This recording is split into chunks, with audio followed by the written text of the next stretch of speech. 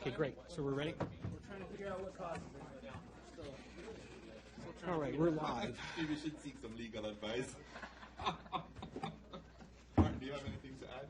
We're on tape. Yeah, we're on tape and we're live. we are? Yes, yes. I'll go ahead and call the meeting to order. If we could get roll call, please. Morris. Yes. Woods. Here. Casanova. Here. Aiken. Here. Great. We'd like to invite Pete Canlin.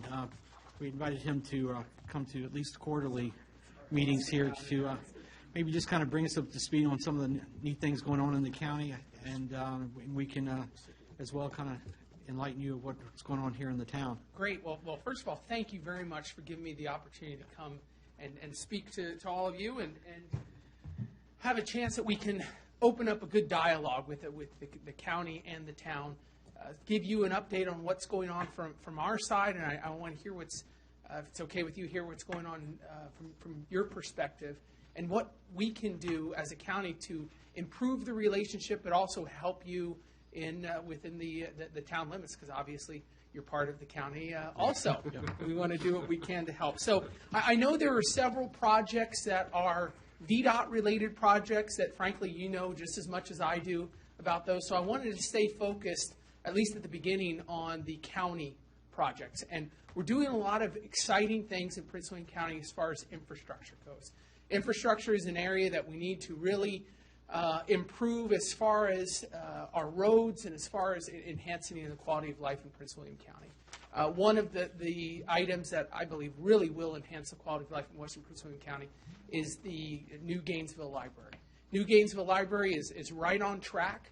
We're looking at an October time frame for the ribbon cutting, and really by that time it should be up and running. I think we even pushed it a little harder. We'd probably get it a little earlier than October, but October's our deadline when we're really trying to get that open. That absolutely provide just a wonderful space for kids and families to come not only use the library for books, but also as a community meeting place. And there'll be a place that the community could access it for meetings for different types of events. We're also bringing in the Bushy House, which is an historic house, to the library. If you drive over there now, you see this old little home right next to it.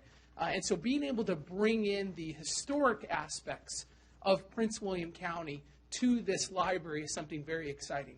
We've partnered with the Journey Through Hallowed Ground, who, as many of you know, try to teach and enhance the history along Route 15. Route 15 is one of the most historic highways in the country, as far as when you go down Route 15 from Gettysburg down to Charlottesville. There's just a tremendous amount of presidential homes, Civil War battlefields, just a tremendous amount of history along that route. And so we've worked with the Journey Through Hallowed Ground to designate the new Gainesville Haymarket Library, or Haymarket Gainesville Library as it's properly known, the Haymarket Gainesville Library, as a way station along the Journey Through Hallowed Ground, and we're hoping for it to be starting to be printed up in materials. We're going to work with them to develop a little kiosk within the foyer of the library where they can have material, they can have maybe artifacts, a little interactive center when they come in. We've also been partnering with the Manassas Battlefield to bring in elements of the Manassas Battlefield into the Haymarket Gainesville Library. It's going to be a wonderful event. We're hoping that all of you will come out to that ribbon cutting. We'll make sure we make a big deal out of it. Haymarket comes first in Haymarket Gainesville, and so we want to make sure that we have all of you come out.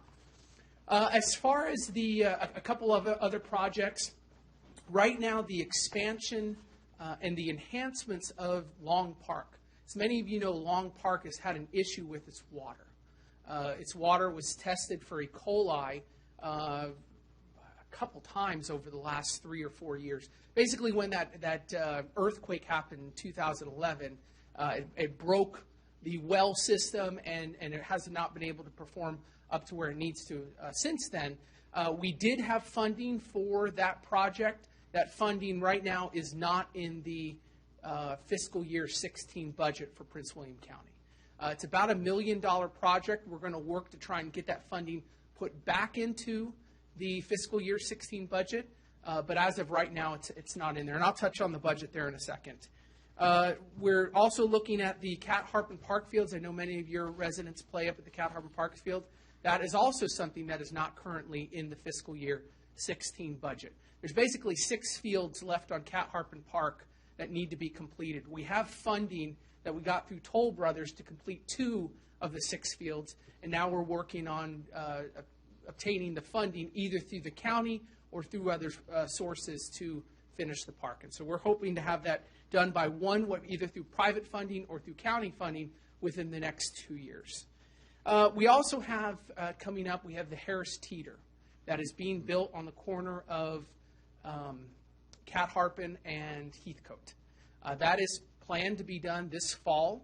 They are just throwing that thing up very quickly.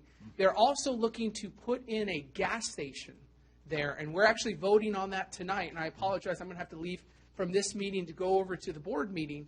We're voting on that as a board tonight to put in a 7-Eleven gas station there at the corner of Heathcote and Cat Harpin. They also have a pad there for a fast food restaurant, but do not have an occupant yet for that fast food restaurant. If they get the approval for the gas station will most likely be 2016, yet although they'll be very motivated to get that in as soon as they can. Also wanted to go over some of the different land use issues that we're having right now in the Gainesville district. Just giving you a heads up, we're going to be approving tonight, also it's a big night tonight, the expansion of Park Valley Church. They have a fantastic plan to expand their facilities. I'm very confident that that's going to pass tonight. Park Valley Church has just grown by leaps and bounds here in the Gainesville district. They started out at Battlefield High School, and then they went to their new facility. They grew out of their new facility. They're back at Battlefield High School, and we're hoping to get them back into their new facility when they expand that. So that vote's going to be happening tonight. Stonehaven, which was a large development there over in the Brentsville district, but it was about 1,600 homes that would have affected, frankly, all of western Prince William County. That has basically been put on hold indefinitely. I do not believe we're going to see that anytime soon. It just did not have the support at this point of the majority of the board. There is a proposal for, it's a development called Blackburn, and it's off of Ballsford Road. It's off of Ballsford Road, behind the Salvation Army. If you can picture where that is off of Ballsford Road. It's about a 400-home community. It's a mixture of single families and townhomes, with also some commercial and some office space.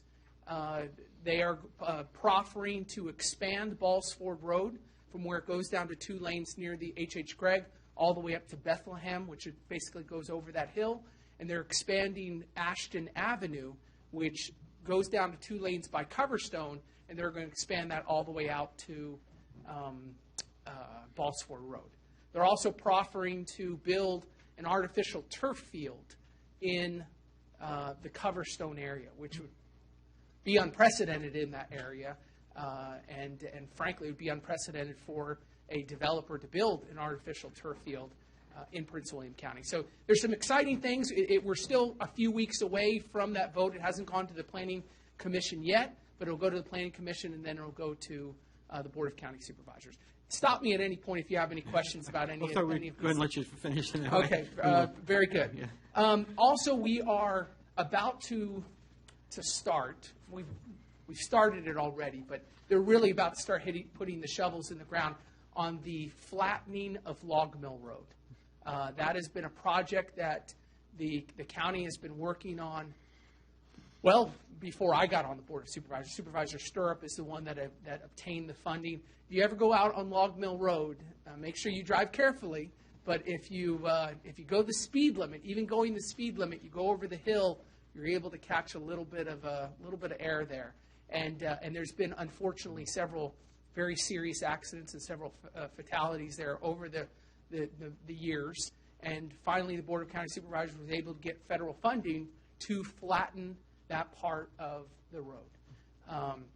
We were able to get from the assistance of VDOT monies to help um, pave the remainder of Mountain Road up to Log Mill, which Mountain Road will become the detour once that road is going to start construction.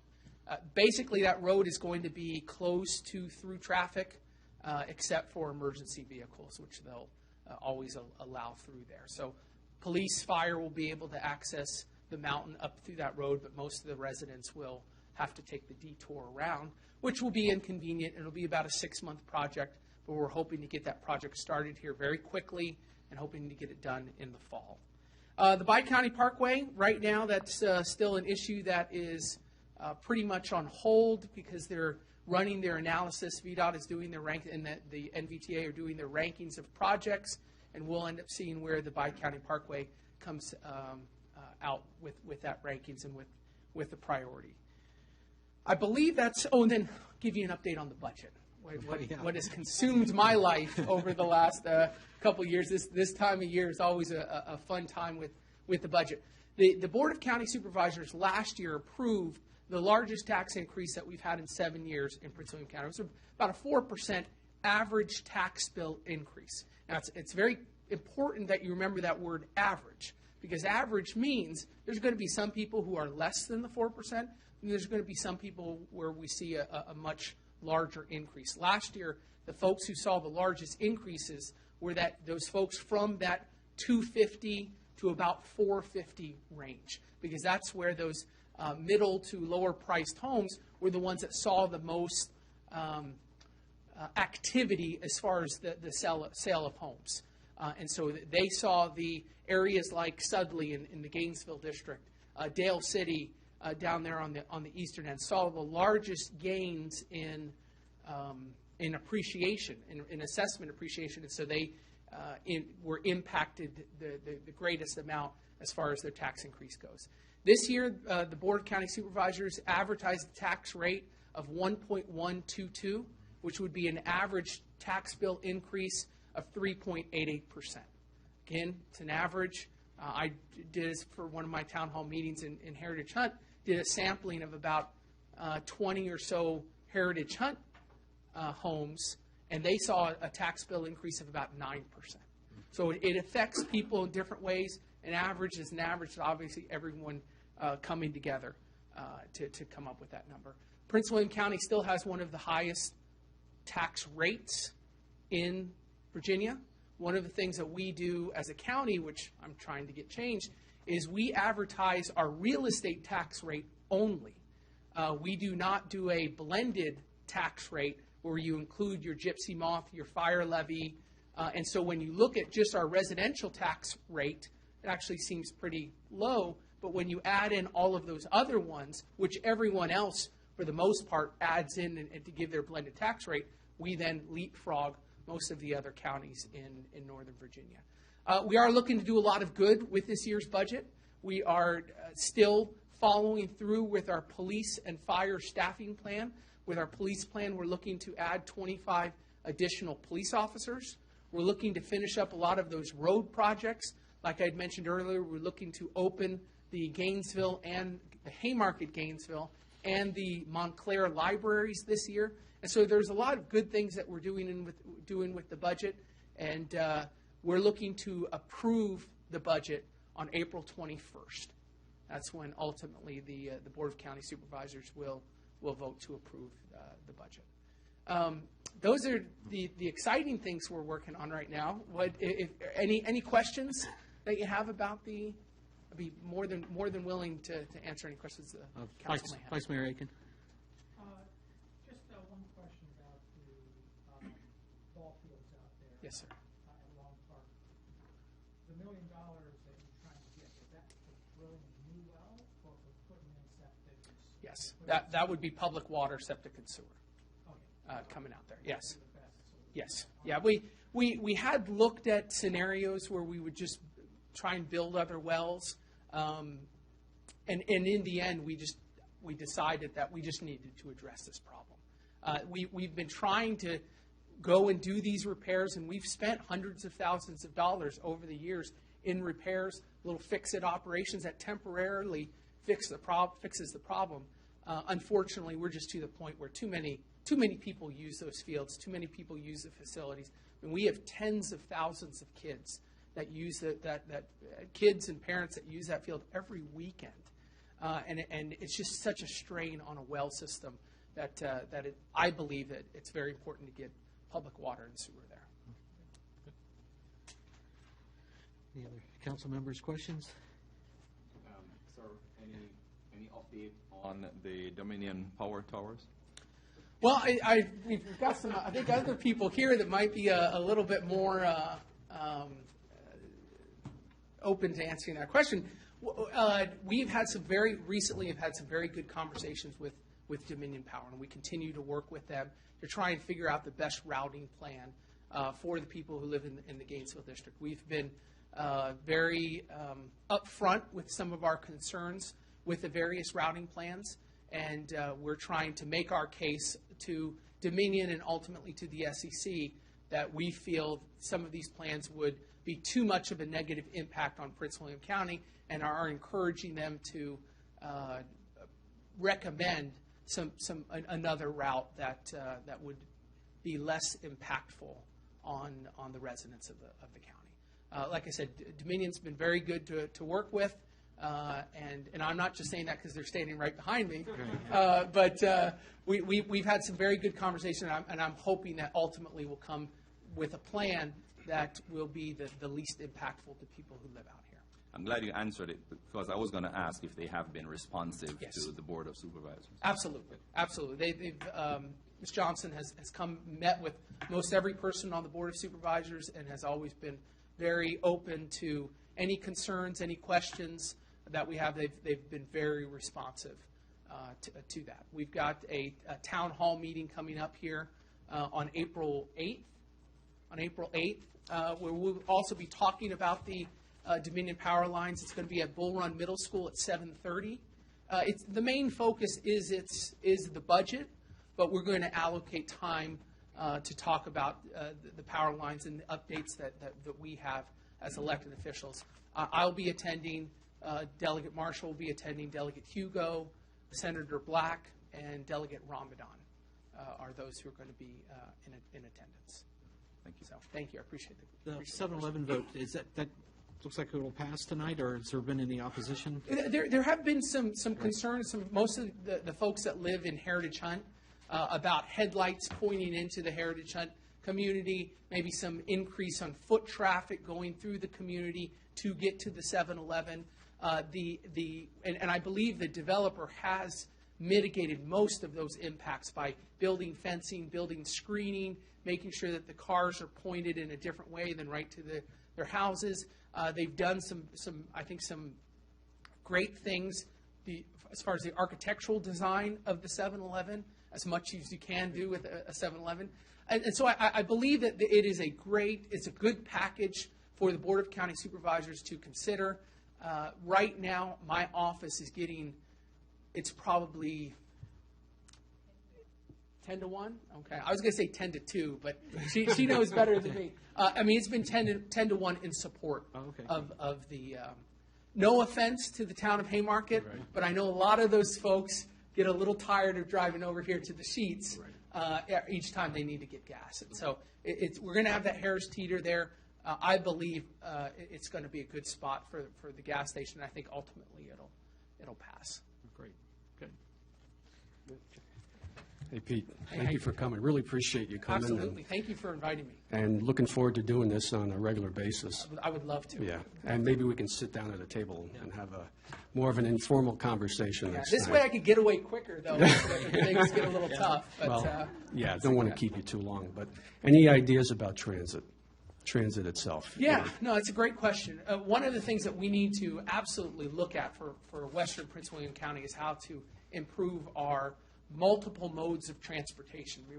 Many of us travel on 66 every day. We understand what a pain it is to get on the highway, and frankly, there has not been a lot of relief. It really is the philosophy: if you build it, they will come. Each time we expand 66, it seems like we get more people moving out here, and it just ends up filling any capacity that we were able to achieve. As you know, we opened up the commuter lot there on Ballsford Road and the Prince William County Parkway, which has been a tremendous success. You drive by there almost every day, and it's the majority of it is full. So that has been successful. We are having potentially some funding issues with PRTC that we're going to have to look at as far as our budget. Are we going to be able to help supplement some of the shortfalls that they might have, or are they going to have to look at potentially some rate increases to their riders? One of the things that we feel very strongly about as a Board of County Supervisors, and I do too, is bringing VRE out to Gainesville. VRE out to Haymarket is a discussion that we can have at some point, but I feel very strongly that we need to, at a minimum, get it out to Gainesville and get it out to Gainesville as quickly as we can. Right now, we have a developer who is proposing a development called Prince William Station that is across from the Jiffy Lube Live, and that's at the Atlantic Research Center with all the glowing-in-the-dark deer that run around there. They're looking. It's a well-studied piece of property there that, frankly, the developer has done over the last 30 years a tremendous amount of rehabilitation to the land there. And if something does move forward, we have assurances from the developer that they will work closely with the federal government to make sure that that land gets cleaned up and that there won't be any concerns. That there's a lot of different grants that developers have that they can access from the federal government to go in and address those type of issues.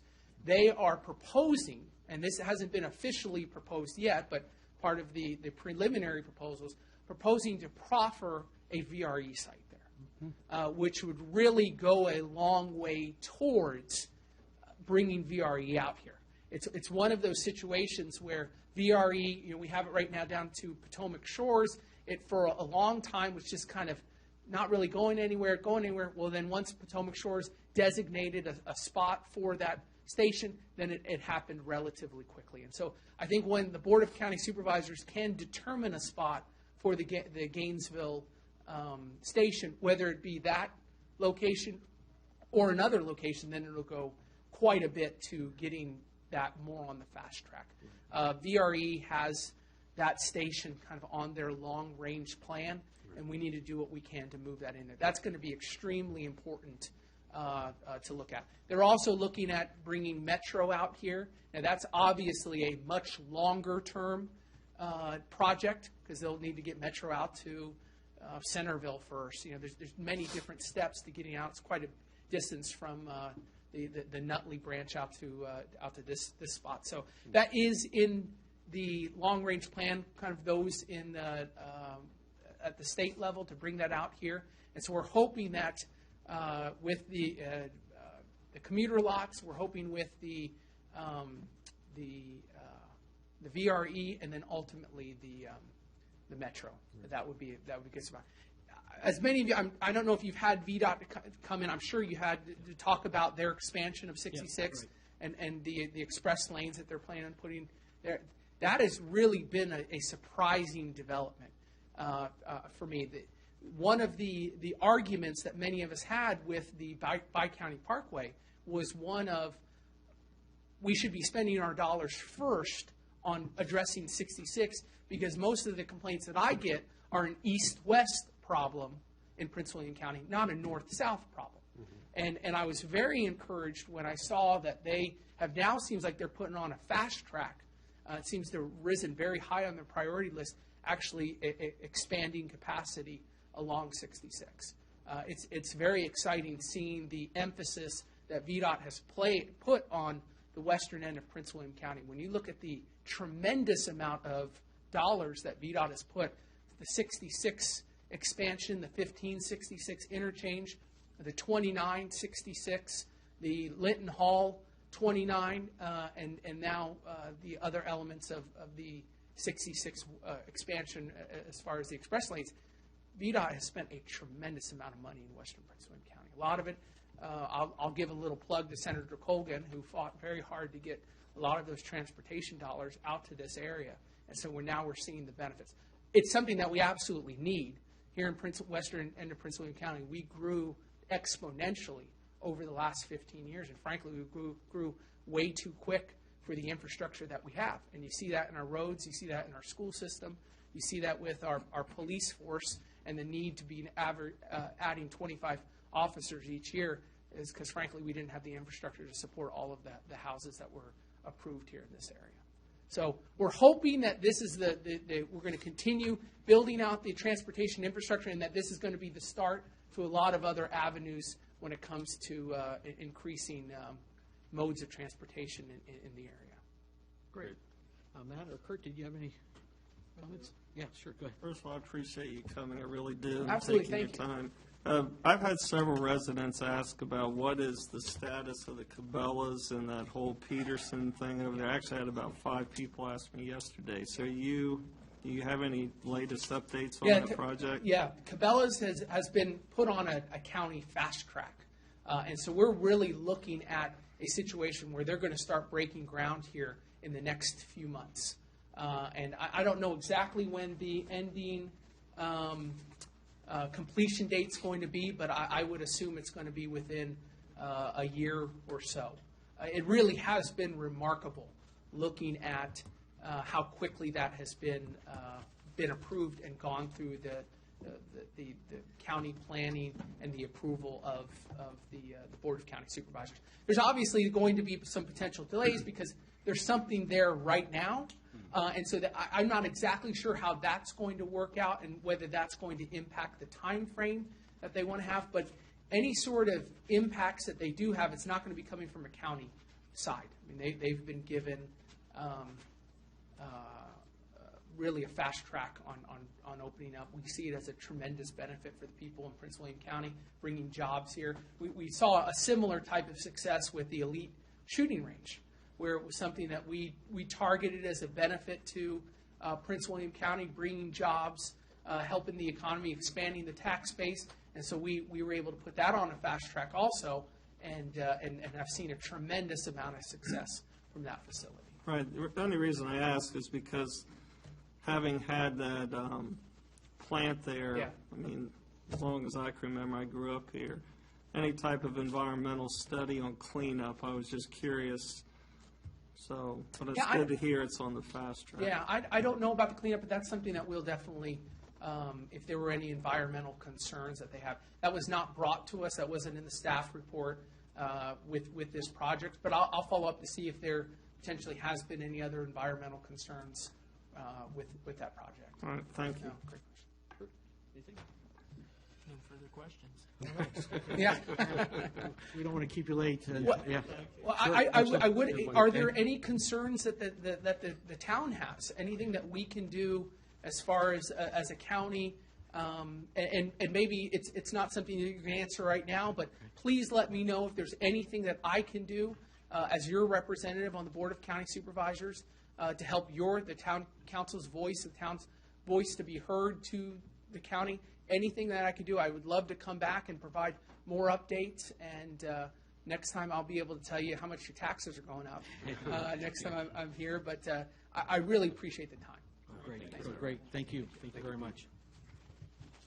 I'm going to switch this up just a little bit, if you could be patient there. We have Matt Gallagher that I'd like to bring up.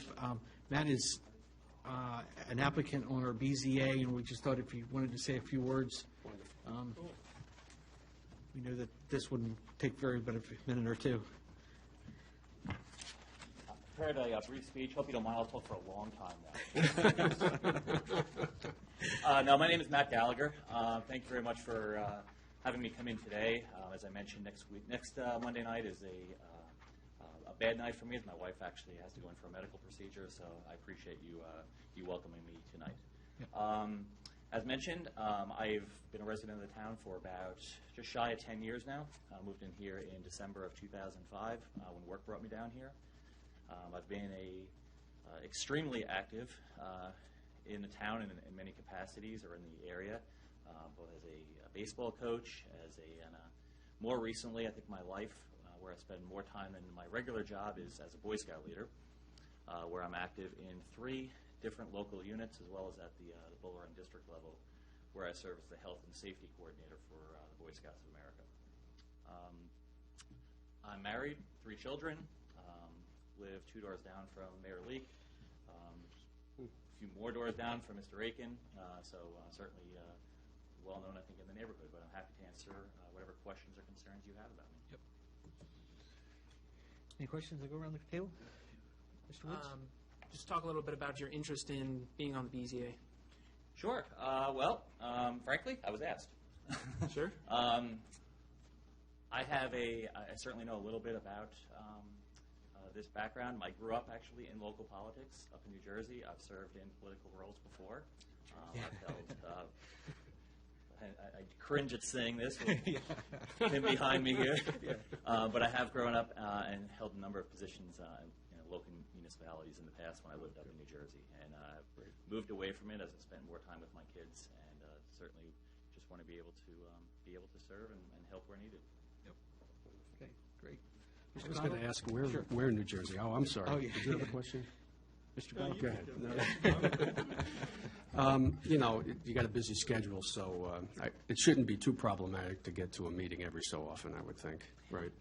As long as I have notice, yeah. Yeah. I mean, for the most part, a lot of my schedule has actually slowed down a bit. Keeps me more local. I switched jobs in October, which actually meant that I was able to stay off planes for a while, which is a very good thing. Oh, I'm losing my frequent flyer miles. I'm not too happy about that, but I was able to cash in on them before I changed jobs.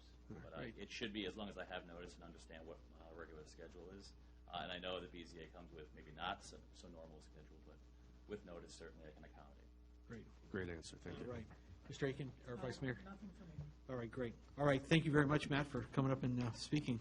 No All problem. right, Thank you. thank you. Good luck. Good luck on Monday. Yep. Okay. Brings us up to Dominion Power. We want to thank you all for coming today and sort of on short notice as well. We apologize we had to squeeze around our last schedule, but as we saw these lines coming closer and closer, we knew that you might have a plan, but we wanted to maybe better understand it.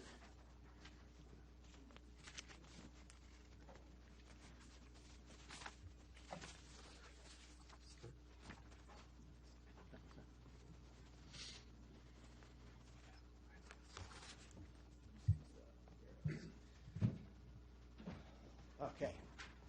Well, good evening, Mr. Mayor, members of the council. My name is Travis Cutler, External Affairs Representative with Dominion. I want to thank you guys for having us here tonight. I am joined by a few members of the Dominion team to talk about some upgrades we are making to the distribution network here in the local area. I have a few slides that I'll go through fairly quickly. Of course, we'll leave it up to questions. And this is work that was discussed somewhat in previous presentations, but I think the goal here tonight is to dive a bit deeper and, as you said, better understand the plan and look at things in a little more detail. So with that, Greg, thanks. This slide was featured in the previous presentations. As some of you may recall, I wanted to show it again because it does help illustrate the existing distribution network serving the Haymarket and Gainesville area. As you can see, and as you may recall, Haymarket is served out of our Gainesville substation, and it is served via distribution circuits that run about 6 miles in length. You go to the next slide. This is an image, a picture of the existing distribution infrastructure, the existing distribution poles that run along Route 55 and through Haymarket.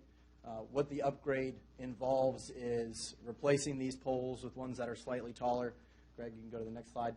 This is a simulation of what those poles look like. It is about 5 feet taller, and the difference is that it can accommodate an additional circuit there along the top of the pole.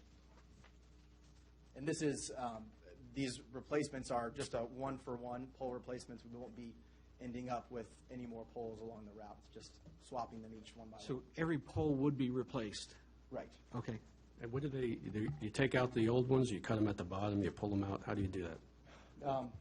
Denise Stevens is with our project manager for this specific project. Denise, could you comment to that? Or? Once we transfer to the new pole. Yeah, if we could pass over a mic. Come on up. Yeah.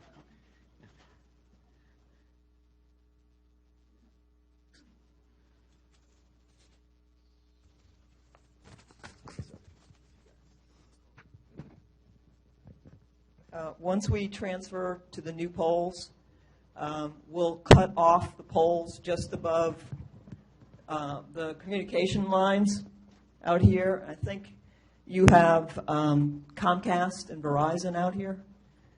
So we'll cut that off. Once we complete our project, we'll let Comcast know, because they're the next ones down on the pole, that we've completed our work, and then they'll need to get out and transfer to the new poles.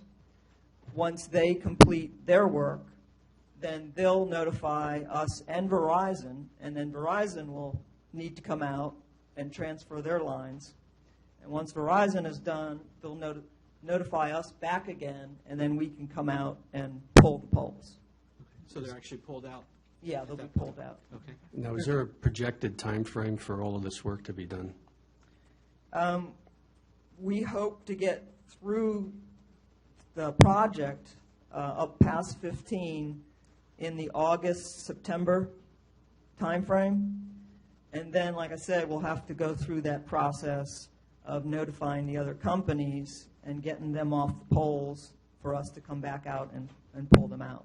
Okay, I'm sorry. You said, so you'll be done August, September, just from your perspective? Just for our work, and then it's with going the to poles take, cut off. Right. And then the next folks will come in, and the next folks will come in, so it could be any time, maybe into the winter?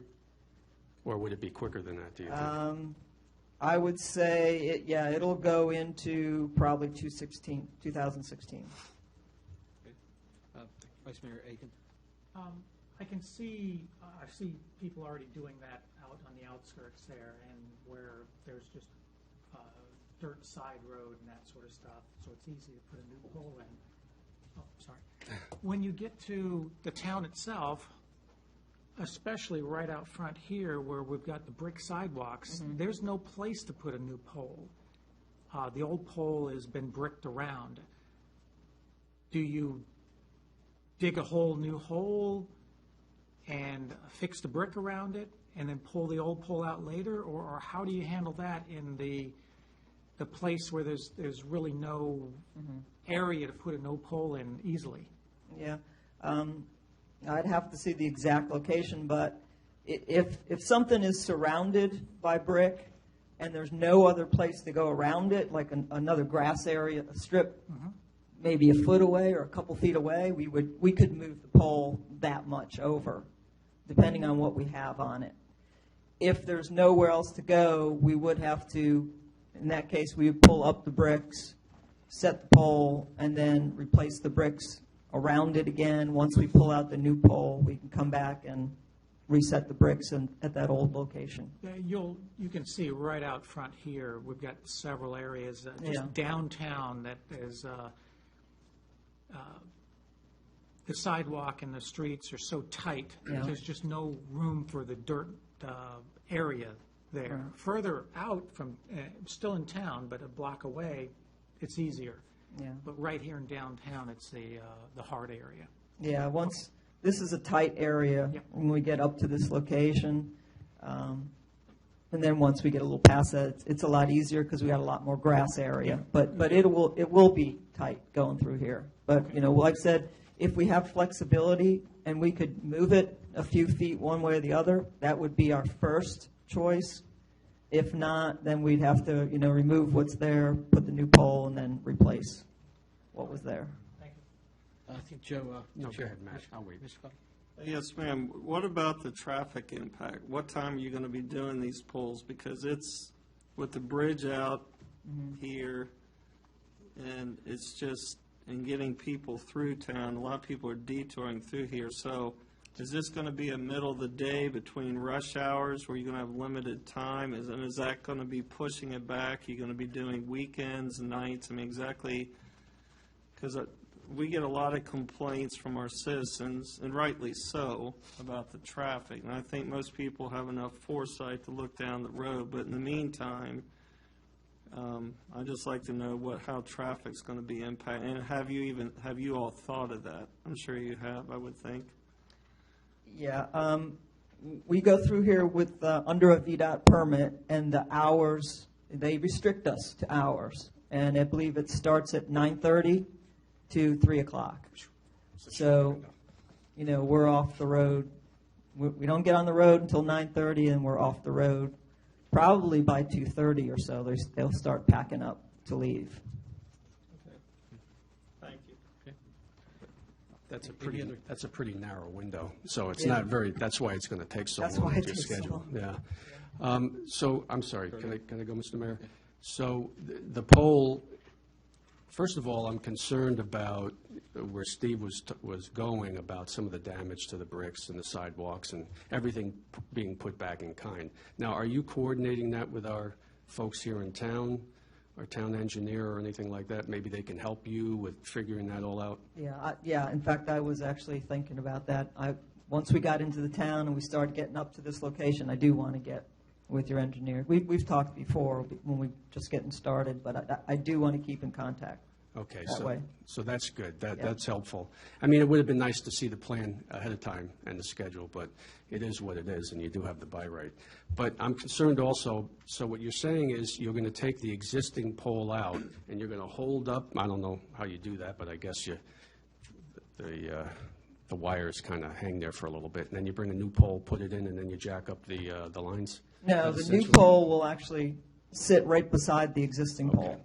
Okay. And those existing lines will be transferred to the new pole, so everything will be supported. Yeah, I misunderstood. I thought Yeah. that's what you were saying out here in the tight locations. But Yeah. regardless, it's going to be two poles, one-to-one transfer. There will be two poles there for a while, yeah. Yeah, okay. Any other questions about the polls? Otherwise, we'll let him continue with. Yes. Sure. Good afternoon. There are some poles with 2 stacks presently. With what you're adding, does that mean that there are going to be 3 stacks? Yeah, when you say 3 stacks, there are places where you see another cross arm. Mm-hmm. It's not really with wire going through it, what we call our primary lines. It's probably a cross arm there that's holding what we call 3-phase termination, something that's going underground. It has what we call arresters on it, or it may be supporting like 3 fuses on it. So that's what you're seeing as a second cross arm, but there's no conductors going straight through on a second cross arm. So probably everywhere, like you do see where it goes underground. Well, yeah, and also if you have an intersection, you'll see 2 cross arms. That is correct there. Like at an intersection right around here, the lines are going down Washington Street and then maybe cutting and going the other way on the intersecting road. So there you will see 2 sets of cross arms. I suspect that Dominion is the ones who are pioneering this, replacing the poles, and not Comcast and not Verizon. Correct. Does Comcast know that 4 months down the road, this scope of work is coming on their desk? And if so, do they have this scope of work already lined out on their books in order to do in the next 4 months? That's the question. They should. When we do jobs like this, there's an electronic notification. It's called Engines National Joint Use Notification System. And we put that, it's on the web, and we put their member code into that, and they get notified of these projects coming up. And that's how, actually, when we were talking originally about how we will notify the other companies, that's how we notify them. It's not just verbal. There's something on the web that's permanent that shows that we've contacted them. But who owns the project? Because there has to be, if our half square mile calls up Dominion to say, hey, the 2 poles are still there, Dominion can easily pass it off to say, well, Comcast hasn't gotten to it as yet. Who owns the project? Dominion owns the project. So then Dominion sets the timeline. We do not set a timeline for the other utilities to remove their facilities. We don't have any enforcement or authority to tell them when they need to move by. In other projects that we've worked on, we've worked closely with the jurisdiction to ensure that they have a point of contact with whatever utility is jointly using our poles, so that they have someone that they can reach out to within either Comcast or Verizon to get an idea for what their timeline is like for making those changes. And there's no way to coordinate it where instead of blocking the vehicles for Dominion, blocking the road for Dominion, then blocking it again for Comcast, then blocking the road again for Verizon. There's no way to coordinate it where, you know, you block the road once. I would say as far as Dominion doing our work specifically individually is a safety issue. We can't have other contractors that are not trained to work around electric equipment up and moving their equipment at the same time as we are moving ours. That's a safety issue. But you understand my train of thought. I do understand it. However, as far as what we are able to safely do, we can't have multiple crews, untrained crews from other types of utilities working on the same infrastructure as we are at the same time. I can't speak for how the two telecom utilities operate, if there is any coordination to have their crews on site at the same time. I would have to ask someone with one of those utilities. But as far as can they be there at the same time as Dominion's crews, that's a safety issue that we have to be up there alone for. And I'm not saying they climb the ladder with you or get in the same bucket because they're at different heights.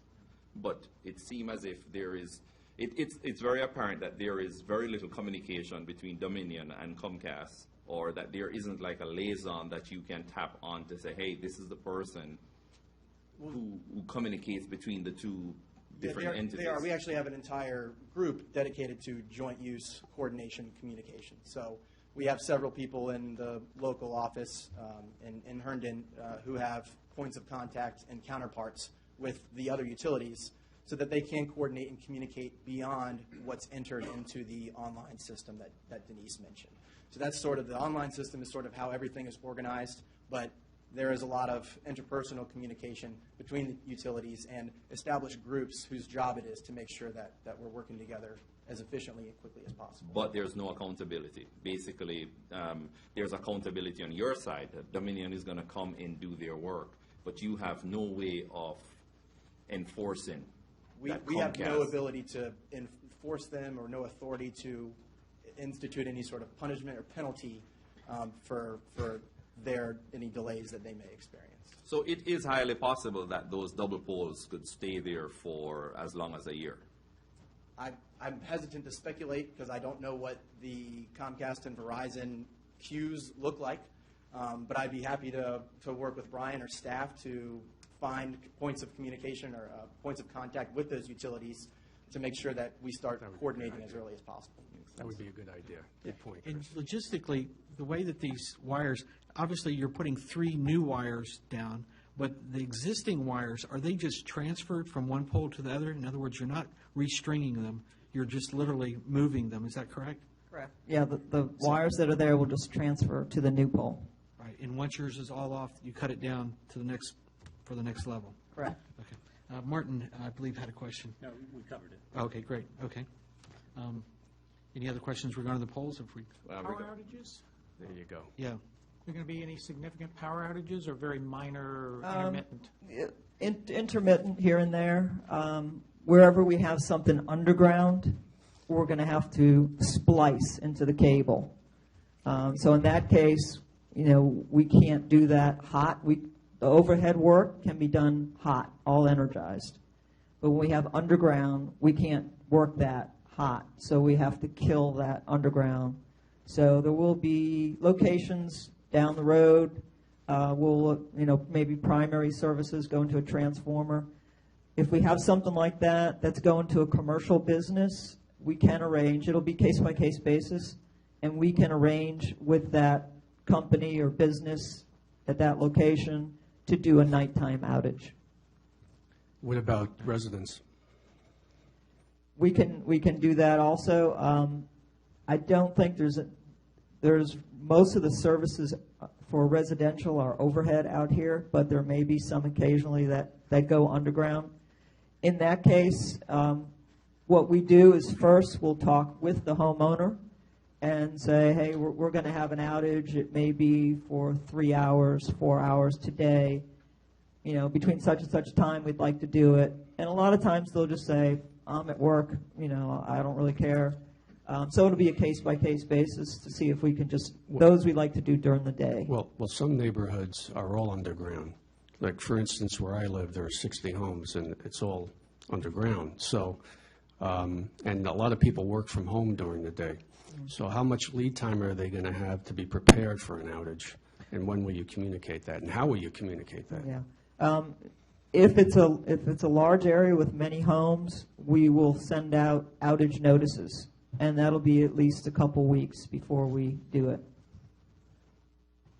Because it appears that almost every pole, there is a shot that goes down, whether or not it goes to the vet clinic or it goes to Green Hill or right there for the church. I mean, systematically, it looks like at least where it's going underground, you should be able to zone in and know that this is being fed to these customers, correct? I mean, Right. Okay. Right. We'll know ahead of time what it's feeding, and then we'll get with the customers. Like I said, we'll give a couple of weeks notice. And you'll do that middle of the day, or can you do some of that overnight?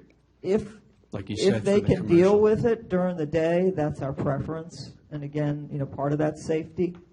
But if we have to do it at night, or even on a Saturday, we can do that. It's even more problematic. okay. Holly? Referencing what you just said, some of what you're seeing are called guy wires. Some of what you're seeing are guy wires, which are support systems for the pole and not necessarily to underground connections. Okay. So over there by the church, if I'm correct, what you have there are guy wires or guide wires that help support the pole, not an underground connection. Most of the service, at least through this phase that we just did, most of the I think all of the service connections are overhead. Service connections. Okay. All right. Any other questions regarding the polls? Nope. Mr. Cottle? Sure.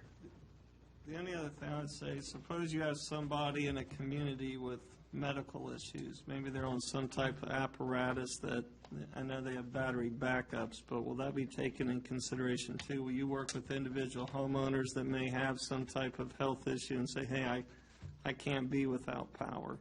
Yeah, we actually have a database of customers that have those types of needs to pay special attention to in the event of a planned outage or Okay. if there's an unplanned outage that's formulated. All right, because that could be a life and death for some folks. Absolutely. And I realize there's inconvenience in this. I mean, it's not like you can snap your fingers and put it up. And I appreciate you all coming, but we'd be remiss if we didn't ask these questions for the citizens. I think they're completely justifiable questions. Thank you. Do you have any pictures of what the stacks should look like and also pictures of what they should not look like? Well, I think this would be the best image of what the new poles are designed to look like. As far as, I mean, if you're asking for an example of what something would look like if it were improperly installed, I don't think we have an example of that, a photo of that. But I can send you one. In other words, down the road, there looks like a lot of temporary things that are going on, that they're attaching, pieces to pieces. That's not what we're getting, correct? No. We see you're shaking your head. Well, yeah, I guess the Right. question is That's- related to design criteria and what are Right, the if it was- standards? Yeah, what is our pole going to look like? And also, I guess as you replace it, if you go, say, west of the town, you've got that like hangman pole where it goes straight up and it goes straight over. We're obviously replacing those. So in other words, the continuity will at least look the same when every pole is replaced throughout the town? Yeah, pretty much what you see out there now is going to stay the same. And then basically our new line is just going across on the top. So you'll just see 3 lines just going straight across the top. That's the only thing new you'll see. There's not going to be any kind of strange configurations or anything added to that. It's just going to be a line going straight through to the top. Yeah, I think that the things that we've been seeing are the temporary fixes that you guys are doing just to separate the wires. Right. Yeah. We're not getting those, right? Well, it's going to look like that Temporarily? What it is they fan out the wire. They fan out the wire, so they add sort of cross arms to the cross arms, and they take the hot wire and they put it out here so that they can bring the new lines through, and then they'll replace them back. So this is That's temporary. temporary. Temporary. Yeah. Okay. Because I thought I was back in a third world country when I saw this. It's like, what are they Yeah. doing? They can't be bringing this through our town. That's just to get the hot lines out of their way while they're working on the pole. And then those will be taken off and the lines will be put back. Vice Mayor Aiken. And primarily, this new power is not necessarily for the town, but going to the new data center, just to get them up and running? Actually, I have some more information on that going ahead. forward. If that's all Okay, right. all right. Go ahead. I'll let you continue on there. A nice segue. So as we discussed in prior meetings, the upgrade is primarily needed to accommodate new load from an existing commercial customer in the area. Our options for meeting the demand are somewhat limited by two main factors, time and by the configuration of the existing distribution system. And that's what we saw the diagram of earlier.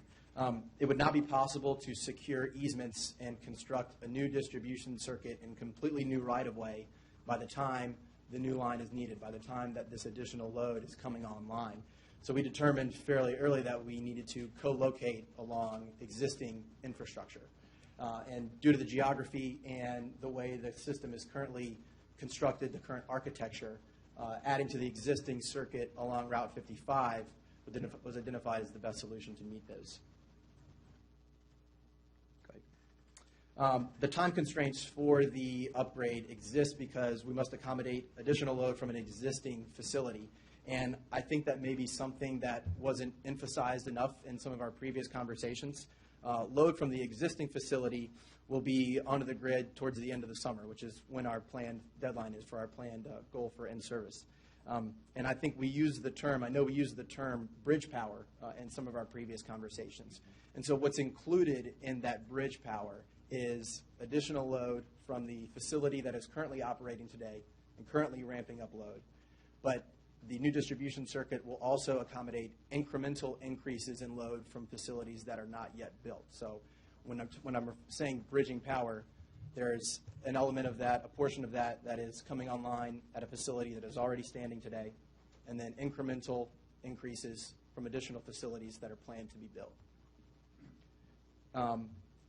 And the line does include several other tap locations along the span of the line that will accommodate and serve existing load in other parts of the local area. Going forward, the circuit will be able to accommodate new connects in those areas, and it will really offer operational flexibilities and redundancies that will be an important part of our long-term reliability plan for the entire area. So I have a question, Travis.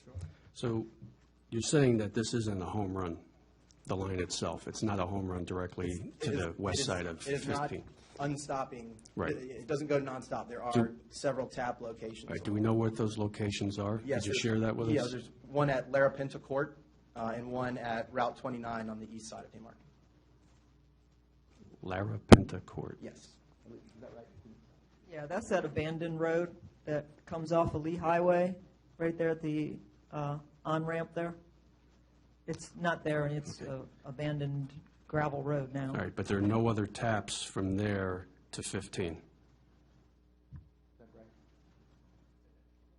Today. Oh, so you could end up splicing and running some taps in the future? There are opportunities to serve new connects off of this new distribution circuit. From Larapinta Road all the way to 15? And would there be, yes. Okay. And so this 34.5 kV? Yes, sir. This line is going to be for the startup, I guess, is what you're saying, for the need for the startup west of 15. And that when the high-tension lines are put in, that's going to be the primary. Is this not going to be a secondary? Because I thought I heard that in initial presentations back in September. Yeah, and I would like to ask, Harrison Potter is with our design. I threw you to the wolves, Harrison. Distribution design, who will be able to speak about the configuration of the line going forward when the new planned substation and transmission line are in place. Okay, thank you. This line will be used, one is contingency support. Yeah, just a little bit closer. There you go. Sorry. One is contingency support for that facility, as well as we can use the line to backfeed the town. So if we're to lose the 3 miles from Gainesville to 29, we can backfeed all of the Haymarket customers on Heathcote and 55 from, this line will act as part of that. Is that a manual cut, or is that something that's automatic? I'm sorry. It will be automatic. Automatic. We're going to put LS reclosers in that will automatically flip-flop. 55 seconds. Just one other question. The 34.5, is that per leg of that, or is that total off over the three? 19.9 for single phase, 34.5 for three phase. So in other words, if we have 6 lines, what's our total voltage that's coming down through the town? They're both 34.5 Okay. on top. We run 600 amp circuits. Okay. Thank you. Isn't there a limit? Well, it's a good question. What project, go ahead, sorry. Yes, sir. What project on the West End now, I mean, in the last year, there hasn't been a whole lot going over there. I mean, the Walmart's been, what projects over there is draining the power currently? So you're referring to the existing commercial facility? Right. Right. We are limited to what we can say about the specific customer, but it is a facility. Councilman Passanello, you mentioned, I wouldn't say startup is the right term to describe it, because the facility. Expansion. There is a facility already operating there. Right, okay, expansion then. So the increased demand for the existing facility and the proposed demand for a new facility. That's correct. Would be a good assessment. That's correct.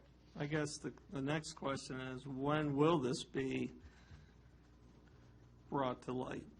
And why is it so secret? It is something that we're not allowed to comment on, whether it's a residence power usage or a business or whatever the classification of customer. There are confidentiality issues with specifically naming customers and specific details about the demand and the load. So, and there will be information, I guess, kind of pivoting to the transmission project, which I'm hesitant to do because we are here to talk about the distribution. There will be information forthcoming during the SEC process that we'll talk about that in more detail. Okay. All right. I think we are at liberty to talk about it, because this is, according to your own words, you said this is going to potentially supply existing commercial customer. That's correct. And then eventually when the Dominion, the power line comes through, then that would be the primary. That's correct. So for now, this is proposed to be the primary until that becomes the primary. Is that correct, Harrison? Yes, that's correct. So we are all at liberty to speak about it. It's not a hush-hush thing. I would disagree that you are free to discuss your theories or thoughts on the commercial activity in the area. Dominion cannot comment on the. And then we're not asking you to name. We're not asking you to name Amazon. All we are saying is the purpose for running this line is to feed an existing commercial customer. Right. And that's on the page before this one. That's correct. That's what we said. Right. So that's the reason for this line. That's correct. And this line will be the primary feed. And of course, you're throwing in some additional things. You're saying we could run off 2 other roads. One is a gravel road, or we can give power to some other entities in the town. So what you're saying is that this primary reason, the reason why we're changing out all these poles and adding this double stack, it's to provide the primary power source to this existing commercial customer. That is correct. That is the primary driver for the project. And God willing, when the other project gets approved underground, then that would become the primary, and this becomes a secondary and also be used as a back feed for other parts of the local area. Yes, sir. And Mr. Mayor, can I ask a question? Sure. You've been Is there a reason to keep this double stack once the line is run underground? Yeah, I think Harrison spoke to it to some degree. The opportunity to have a additional feed source for the entire area, the flexibility that this circuit will provide from a reliability standpoint is going to play an integral role going forward in long-term reliability planning and long-term demand needs for this area. it would be contrary to prudent reliability planning to remove distribution circuits that can accommodate load growth, particularly in an area that has experienced steady load growth. I've seen plots and plans in the surrounding areas for additional developments I think are in the works, and it would be, as I said, it would be irregular to limit our ability to serve all of this demand, increased demand, and to limit our ability to respond in reliability situations. I think it's a great idea to have it as a backup just in case we lose power from that end. Have you guys met with our town engineer and gone over the placements of these poles? Because it is highly possible that she may have looked at some of these poles and realized some of them may be needed to be shifted, 2 inches further. Is it possible that you guys, or maybe you have met with her to go over the placements of these poles? Maybe some of the poles right now, it's dead center of the walkway on the streetscape. I think if you haven't done it as yet, before you even touch the boundaries of the town, is to get with our town engineer and maybe walk the land. Yeah, I agree. And I know there have been preliminary conversations with the town engineer and the construction team, and we'd be happy to have more of those to look in more specific detail about where the work is going to take place, pole by pole. I think that's something that we would be able to work with you guys on. Absolutely. Maybe more importantly, maybe they can just mark where it's going to go, where it's proposed to go, so that way they can make sure that there weren't any issues. I don't want to speak completely for Denise, but I have a feeling that would be completely possible. Just would help everybody understand. I do want to say at one time when they were here, the design team was here at one point, I gave them all of the plans for any of the projects that were done within the town, including the enhancement that was just recently done, and expressed the concerns that we paid additional money to have the poles behind the sidewalk, and it's very important to us to have them still behind the sidewalk. So I have had a preliminary conversation. Okay. All right. Okay. Let you go ahead with your presentation there, sir. That's, as I said, it is fairly brief. I know that there are more questions. We've got the whole family here, so. Sure. Let's go ahead and go around. Okay, so why don't we just talk a little bit about the SCC submission and essentially where you are in the process? And when do you think you'll be coming back to us? Will you be coming back to the town? Will you be coming back to the county? How is that going to be done? Just so we can let folks know exactly what's going on. Sure. I'm going to let Greg Matthey, our transmission communication project manager, answer those questions. Oh, the new Carla. Sorry. I have flats on today. The SEC process, as we've mentioned, is lengthy, and there's plenty of opportunity for the town to get involved in that process. We anticipate still filing this year, although we haven't determined that date. But we have said that we want to come back to the community to have an information session to talk about the progress of our routing study and the next steps in the progress of the project. Okay. Councilman Cottle. Yes, sir. Is the routing project, is the primary route still north of, what's the primary route? Is it the backside of Green Hill? Is it north along the easement, I guess, that's 66 that we've talked about in the past? Right now, today, if it was built today, where would they be digging today? Well, that would certainly be hypothetical because the SEC has final determination of the route. So what our job is to have a complete routing study that takes into account all of our due diligence from a tabletop exercise, looking at GIS, looking at county plans, looking at town plans, and then talking with the community around the nuances that we may not have gotten from that publicly available data. And then we take that and combine it into hopefully what is a strong and meaningful application to the SEC so that they have all the information to review. Our job is to present the SEC a complete picture so that they don't have to do the work that we should have done first. That way the proceedings can happen in a timely and organized fashion, and that they can make a determination of what that final route is so that we can build it. So today, that routing study is not done yet. Well, the reason I ask, if you're going to file in 2015, this week the calendar turns to April. That's 8 months. If you go to the end of December, and not trying to be cynical, but I find it hard to believe that a project of this magnitude, they don't have a pretty good idea where that thing's going. Well, I mean, we've talked about this project since last summer, Right. and certainly revised our filing date a number of times because we learned a lot during those engagements. But the SEC has, what we've seen, a year to 2 years, and could be longer if they so choose, to really review the route. They have not seen any of our homework. We have not submitted anything to the SEC. So they, for all intents and purposes, they don't have a project in front of them to even start to think about. All right, will we see your homework before you submit it? When do we see the homework? And are we part of that homework? Certainly the input and the engagement that we've had over the last 10 months is part of the routing study. It's part of our understanding of what goes into reasonably minimizing impacts. Right. So that is all collected and it's submitted in our formal application, which is publicly available. Can I just ask one question, Chris? So are we going to see your preferred alternative when you, prior to making the submission, or are we going to have to find out when you do the filing with the SEC? I guess that's the key question, because we'd like to know up front.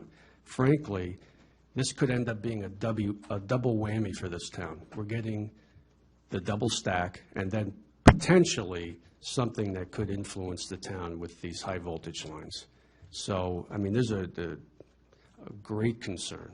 So are we going to see that in advance when you do your public meetings, your open houses, whatever you want to call it? I think that would go a long way to helping us understand and communicating with the rest of our citizens here in town. Sure. Today, as I stand here, I don't want to make that commitment because I just don't know if I can follow through.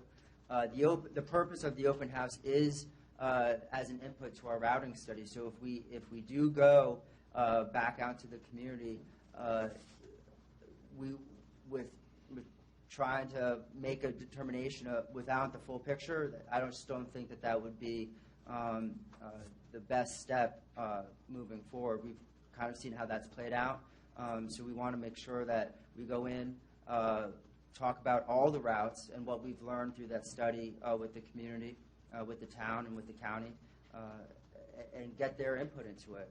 Again, we want to show the SEC that we did take in all the considerations. So we don't want to prejudge anything going into those open houses. But obviously, this is an economic equation, too. The lowest cost is better for you in the return on investment over the 30-year, whatever the horizon is on this project, on this capital improvement. So, I mean, I guess you can't answer that. I mean, I'm still concerned, and I think we need to know what that preferred alternative or that preferred route is prior to that submission. Otherwise, it's why almost bother? I mean, you're going to give us some alternatives, and I know I'm being a little harsh here, but it's important, and we're not going to know that until that submission is filed, and then we'll find out. I think that's what I'm hearing. And the submission is the start of the formal process. It's not the end. The SEC asks us to pick a preferred, but it certainly is open through the 2-year period through multiple channels of public comment, through formal interveners to have formal comments of what that application is. So you do submit a preferred route? The SEC asks I think us. that's what he wants to find out. He just wants to know, point blank, do you submit a preferred route along with the 20 other routes to SEC when you give your application? Yes. Can we see it before you give it to the SEC? Today I cannot commit to that. No, but can we? Is it possible before you submit? And today I cannot commit to that as of now. And is it possible to put us in touch with the right persons who will be handing in the application to say, hey, as a council, can we just be extended the courtesy to see what it is that you're proposing? The day that the application is submitted is when it becomes public as well. I think, Thanks, Greg. first, sir, Vice Mayor, I think you had your hand up first. Okay. I did, but That's it's right. been answered. Mr. Cottle. the planning commission here in this town submitted a recommendation to the town council. We submitted the resolution. Are you familiar with the work done on that by the planning commission of the town? Yes, I've read it. Okay. I just hope you all appreciate this. This is a big deal for this town. And I know I know that power lines, people cutting across you'll have a tough job. But I guess it would sure be nice if we knew where the primary route, and I don't know why that's such a secret, other than the fact they've already determined it. The cynical side of me thinks I'm just being blunt.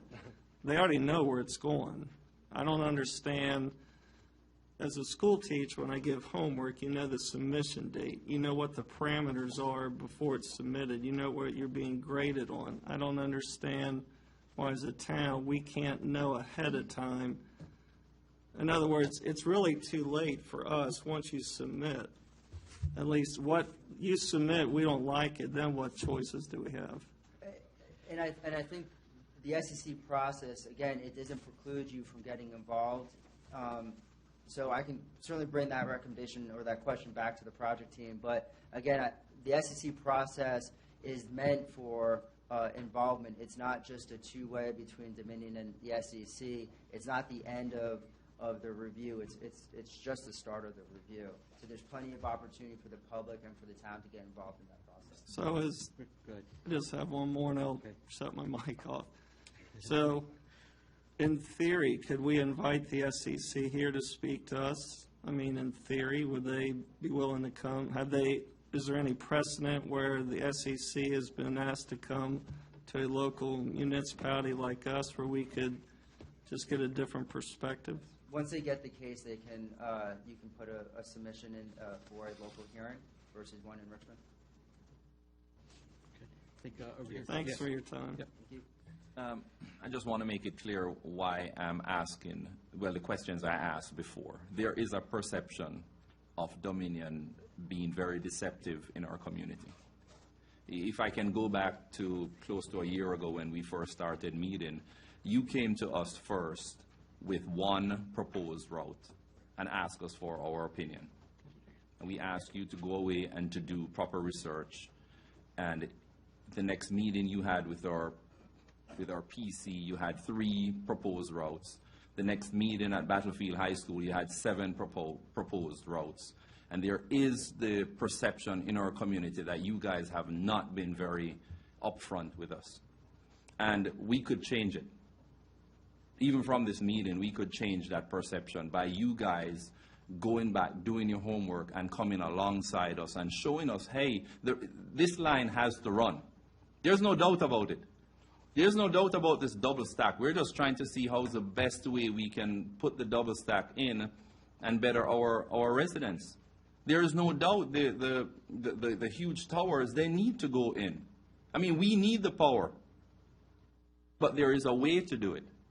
And the way that I'm asking you, for me personally, is there any way that Dominion can look at this entire situation over the past year and see how they can change the perception of how deceptive they have been to us?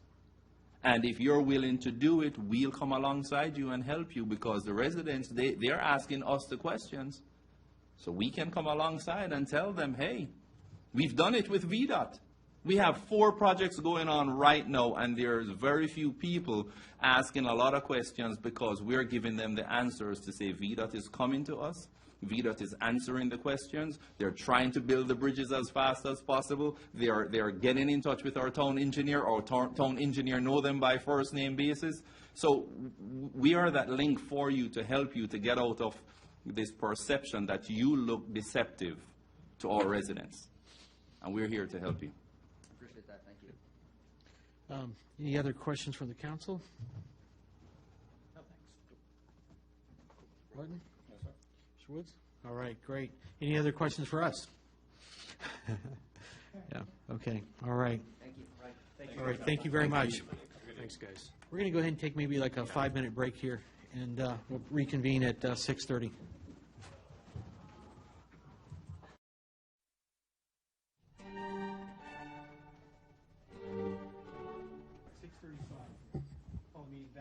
here. And let's go through, thank you. Should be on page number 4 here. 7.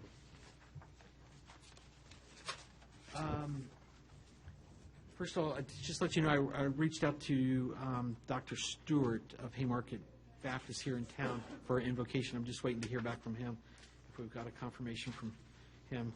Mr. Mayor, can we? Yes, sir. Can we? Unless you're sure that he's coming, you could also ask Tim, Pastor Tim from.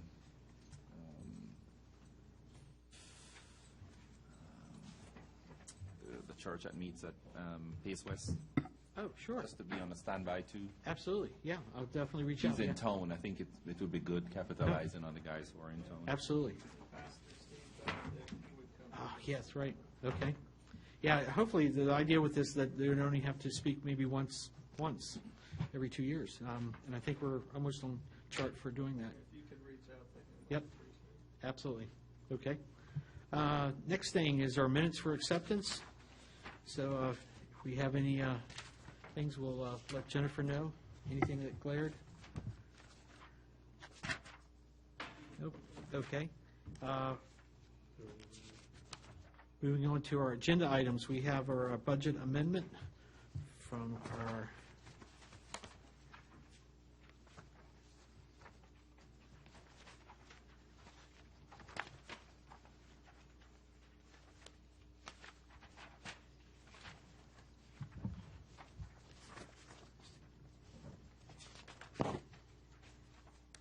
and we do have our yep. Our draft motion included. Any questions, concerns regarding that? Nope. Okay. Mr. Mayor, if I Sure. may. First of all, we apologize. We actually we have one out on other things, and then we have 2 that are sick. So Sherry apologizes, so does Denise for not being able to make it this evening. Just one little point of clarification for these amendments. We are watching the budget overall. These, and so we may have some amendments come towards the end of the fiscal year.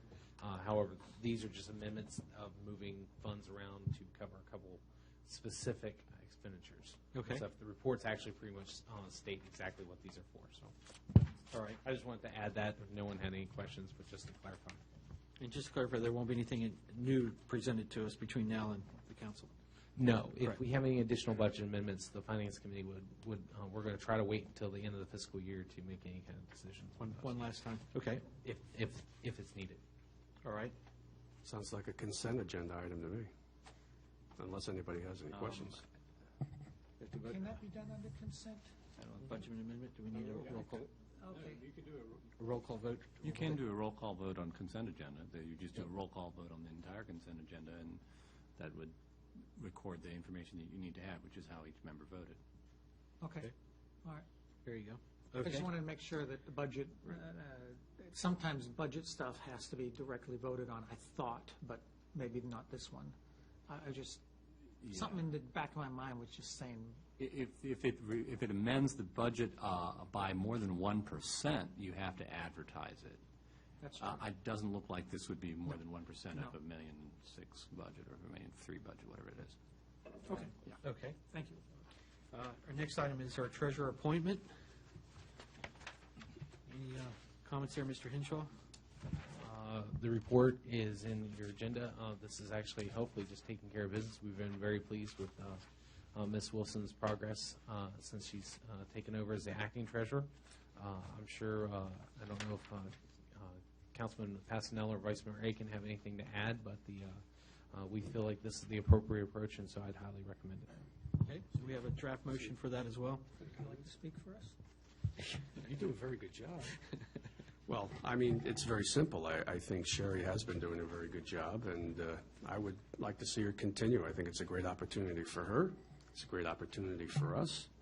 And I think so far she's kept on top of everything and has done a very good job. So I would highly recommend we approve. I also support the promotion. Okay, great. This also did come to the attention of the Personnel Committee. We didn't have a chance to meet this month, but we were was brought to our attention, personnel approves as well. Okay. Just wondering if there's any issue, because initially it was, the appointment was for a period of 6 months followed by a review, but that,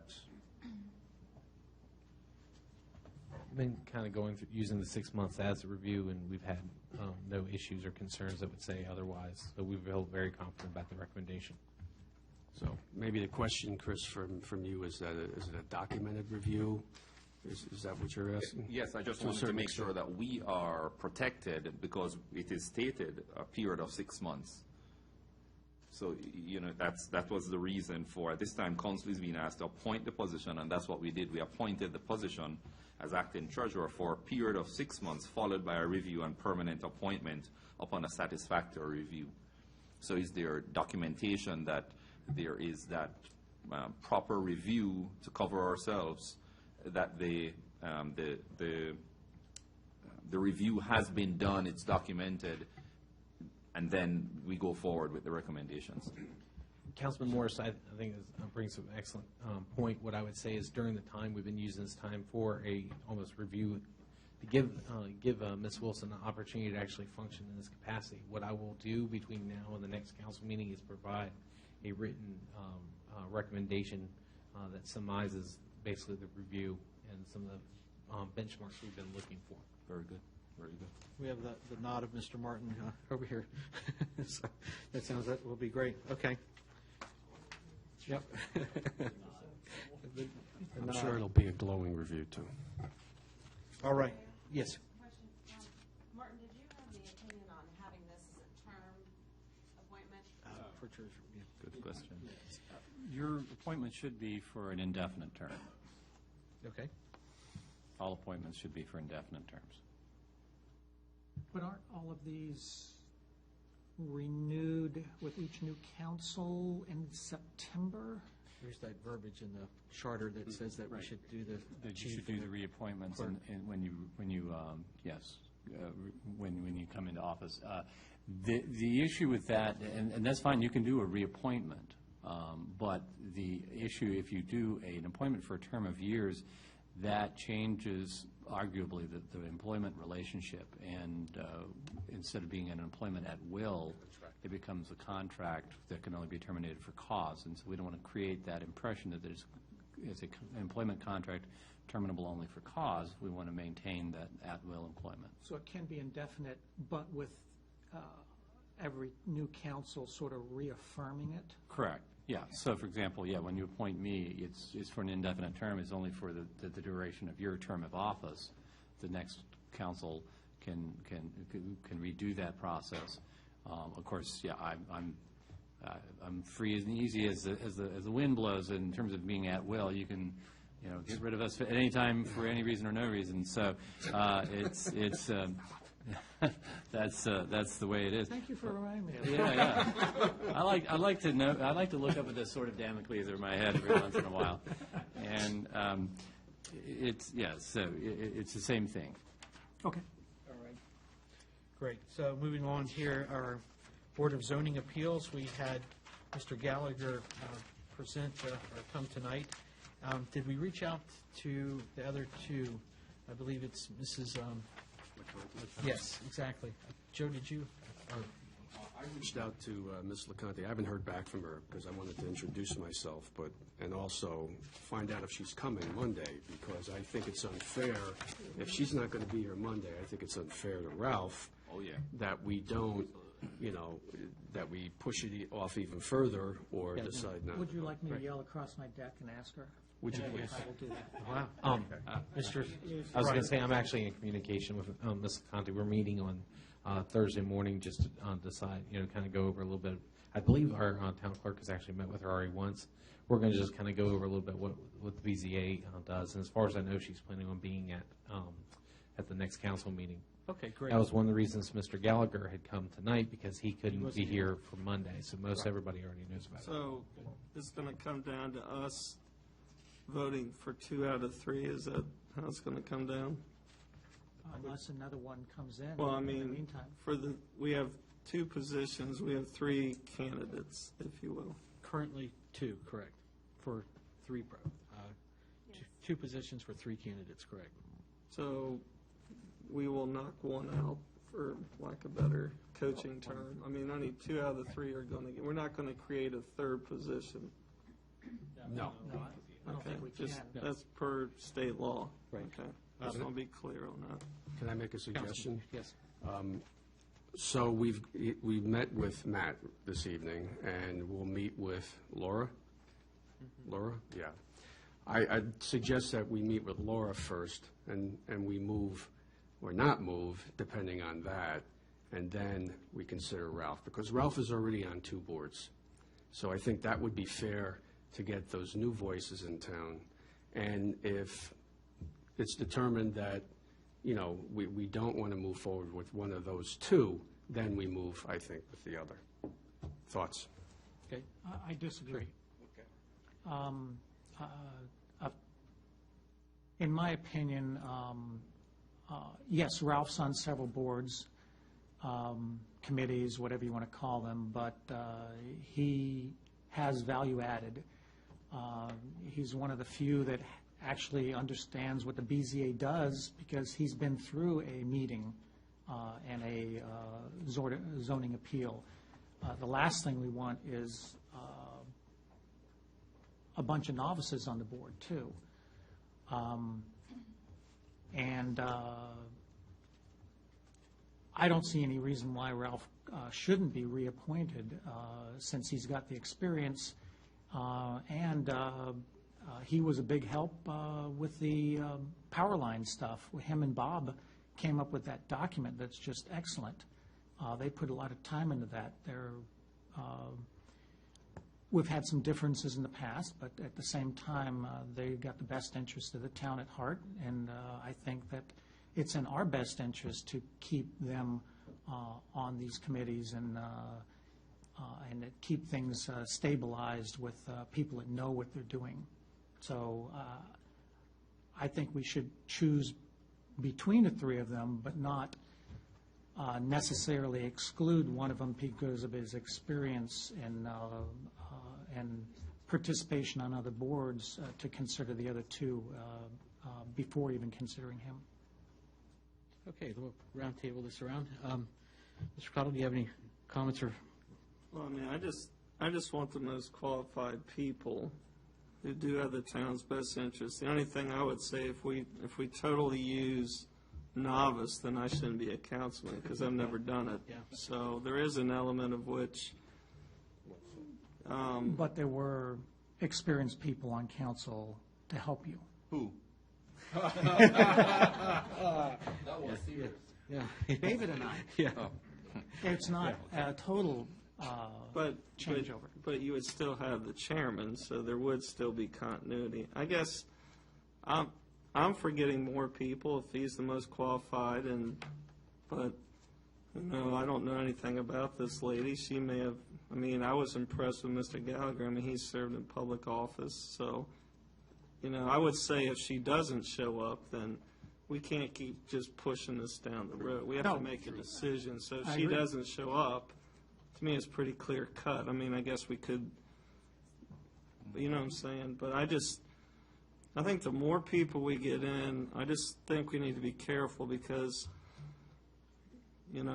we are still the oversight to that board.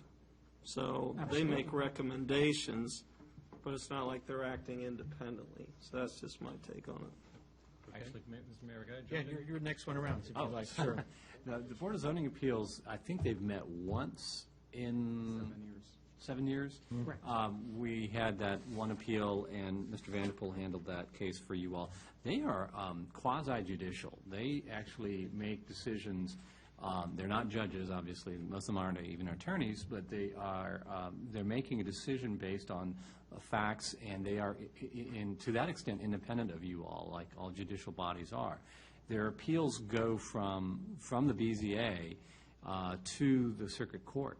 So you don't get a chance to see those decisions. So you want to have some really solid people on there. That's all I'm saying. And I guess I'll speak my 2 cents.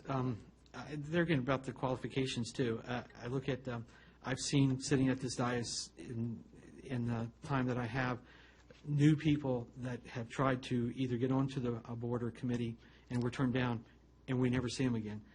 To have 2 new people come on, and for this particular committee, I'm not sure that, in my opinion, that I would want somebody that has, I would want somebody that is new to the situation and new to what's being presented to them, because they're basically a jury that's being presented the facts, and through the town attorney that gives the, or has the, is saying or defending the town on this particular instance, they're basically are going to be a jury that's debating this. And I think it would be better to have somebody that doesn't have the experience or just listening to the facts. So there's my 2 cents for that. But Councilman Woods? I see both sides of the argument quite equally almost. But I would probably tend towards at least not excluding Mr. Ring from an initial vote or whatever. I do think that he is actually passionate about the types of things that go on in these types of boards, including the BZA, and I think that he is can be a valuable asset because of his knowledge and his actual desire to be involved in these types of situations, as opposed to someone who just wants to be involved in general. I think that's a valuable asset. Okay. Councilman Swinford.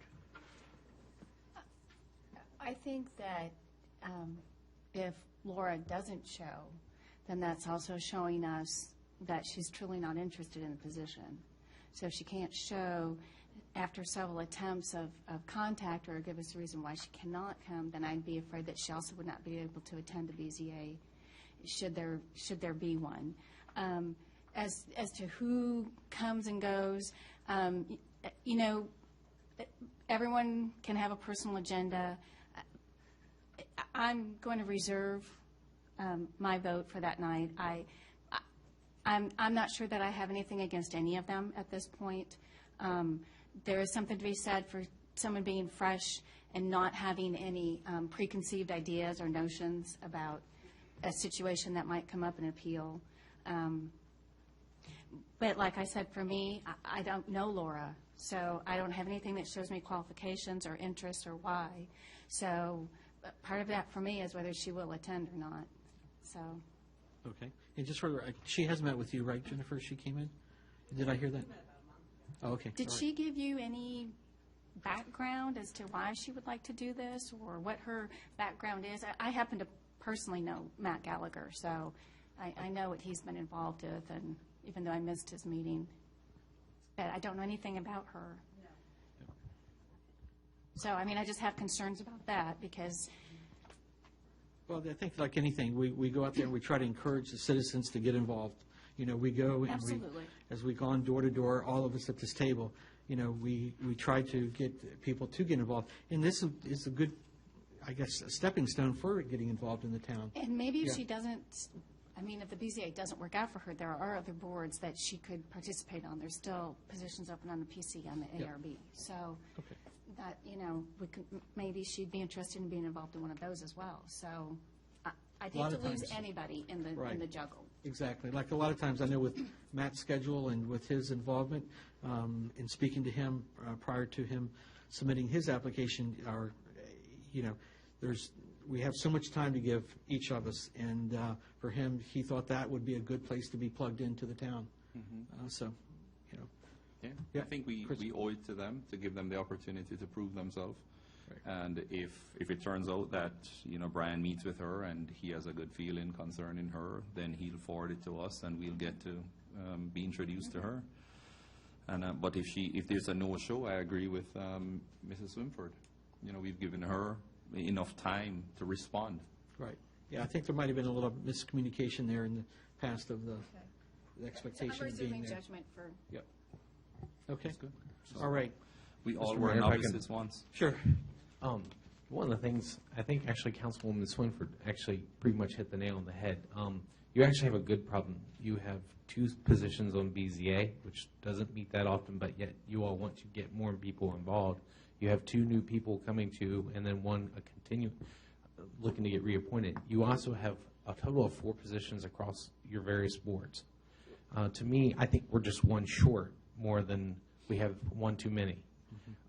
What I will probably do is, I think you're right with Mr. Gallagher. He just leads a busy schedule.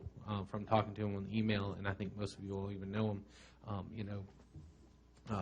They've tried to work this out before, and it didn't quite work out on the BZ once before. But you also have a proven commodity, Commissioner Ring. But the other thing is that I could also maybe talk to Ms. Conti on Thursday, and all this might actually be able to help you out. You got to remember your BZA doesn't meet all that often. I think it's wise to have someone probably from your planning commission on your BZA. Does that mean it has to be Mr. Ring? No, you have 6 members currently, 7 members total. But at the same time, you do have someone who's willing to serve and has made that apparent. And so I think like I said, I look at this as you're missing one more piece to your puzzle currently, rather than you need to eliminate one or the other. Understood. Okay, thank you. Thank you for your comment there. So we'll wait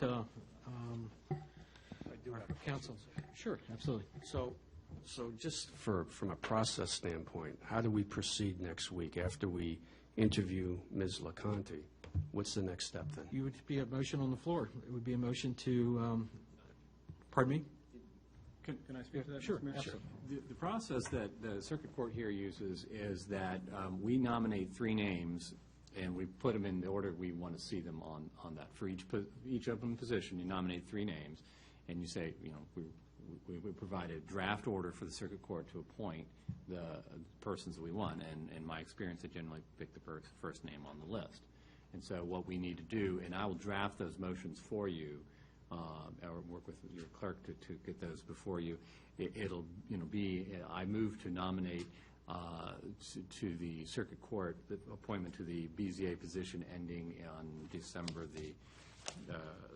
on January 31st, 2020, the following 3 names. And so that would be the form of the motion. But then we wouldn't. But then we would have to wait to the next meeting to vote on that. No. I'd have those motions prepared for you. You'd vote on them on next Monday, and then what happens is once I get certified minutes, not certified minutes, but certification from the clerk that was the action taken by council, I forward that along with the draft order to the circuit court, and they make the appointment. So in essence, you could actually almost nominate all 3 of them, but in a specific order. Correct. And the circuit court would appoint the 2 as they chose. Yes. Is that really right? The 2 as they choose, or is the 2 well, usually they relative choose to the a first 2. prioritization? We'd have 2 different. We'd have 2 different vacancies for them to fill. Okay. And so we would say for the first one, this is our preference. The second one, this is our preference. Could be different. Okay. Okay. Right. Well, I just want to make a point, what Pam said. I thought that was an excellent point about the other commissions that you talked about, Brian. So we have good options. Yeah, okay. All right. Moving forward. Our department reports.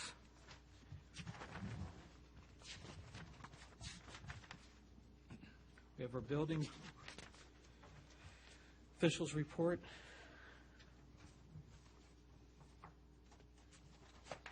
Any questions or comments?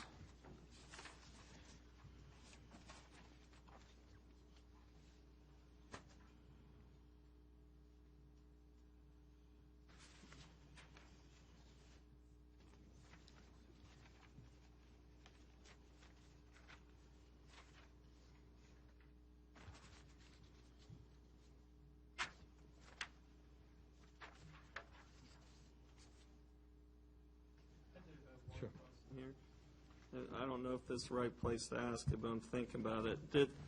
I've had several residents ask me, did the food pantry move into the other building? So I was walking my dog the other day, looked in the window, I see a lot of food in boxes, so I'm assuming that the food pantry's now taken both of the old buildings because it's full of food. Well, I say full of food, it's all over the floor in boxes. Councilman Cottle, that's actually incorrect. I'm working with the pantry at this moment. They recently, even though it's hard to believe that we're 3 months removed from the holidays, they had an inundation of food during the holidays when they do a lot of their packaging. They also, I know in speaking to Ms. Stutz, the president of the board at the food pantry, also had a option to purchase a large amount of food through the regional, the greater region. And so they just had some storage issues. Okay. They are in the process of trying to get those out, but no, they are not utilizing both buildings. And so they're working concurrently. We have been working with them. They were refinishing the 2 rooms that we had to basically remediate back in about a year ago, or a little under a year ago. And so they've been actually working to get those rooms refinished, and they are done. So they are moving things over to those for additional storage. I just didn't have an answer because I hadn't heard, and I would have thought I would. So I figured I'd ask. That's all. No worries. And just so you know, Mr. Cottle, they are instructed, correct me if I'm wrong, Brian, they are instructed to remove everything from the old police station within the next couple of weeks. So, hey, Matt, you heard what I said, bro? Yeah.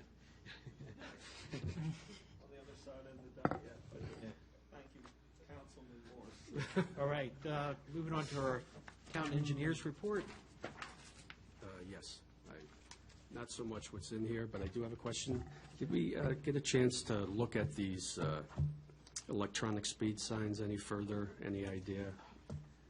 No, I have not had an opportunity to look at that any further. It would be something that we would try, I'd probably try to get together with the chief and figure out. But in answer to your question, no, I haven't made any progress on that. I think Brian wants to say something. They are planning on going into your CIP for next fiscal year. Great. Any other questions for Holly? It does look like the bridge is like rocking. I don't know. It's Well- like these things are going up like faster, and they're drilling, and it's like within a week. I mean, After I sent out that one schedule, I did get some questions from some council members asking about the schedule. I had forwarded that to VDOT. I've touched base with them again last week about it. They kind of have to go through all their channels before they'll really release any information. But I think they also understand the urgency of getting that back open. I had also pointed out a conflict on your schedule of where they show the old Carolina Bridge being closed and when they were going to be working on Route 55. And I let them know that we would consider that disastrous and that they need to be working because it's 2 separate contractors, 2 different design builders. I let them know that they need to be working on that now. So they have a lot of motivation to, I think, finish up the old Carolina Bridge. okay. I noticed that they started at Cat Harpin, too. I'm sorry? I noticed that they started at Cat Harpin in the median.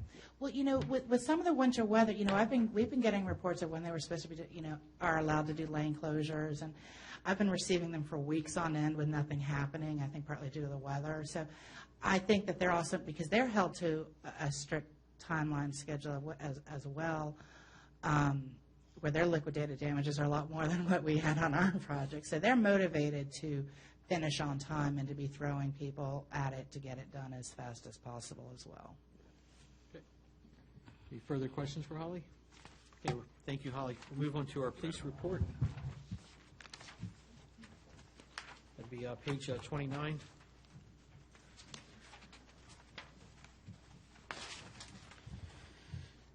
Good evening, sir. If I could add one more comment to the discussion about the speed signs. I've been in discussion with Holly, and perhaps as a first step to see how it works, we have priced and sent a preliminary request to VDOT about whether they would issue the permit necessary for those flexible in-street yield to pedestrian signs that set on the center line. And they have indicated that they will, so she and I will be working to follow up with the formal permit that's necessary for those and purchase them. They're about $400 a piece, so we can swing that, I think, or I'll shake the manager down Yeah, for there you go. Yeah. I think that's a little less expensive first step. Right. See how that works. Right. Any idea where we would put them? At Madison Street and over here at Fayette Street.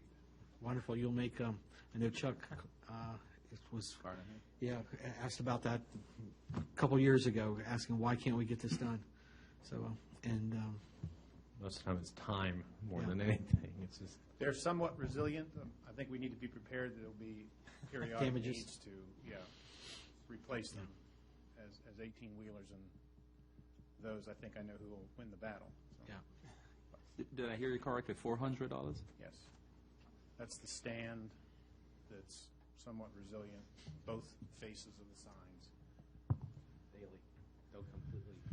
They'll completely collapse? They're rubberized. There's a rubberized base. I just bought one for like $120. Well, I've if you set want to my buy con- two more.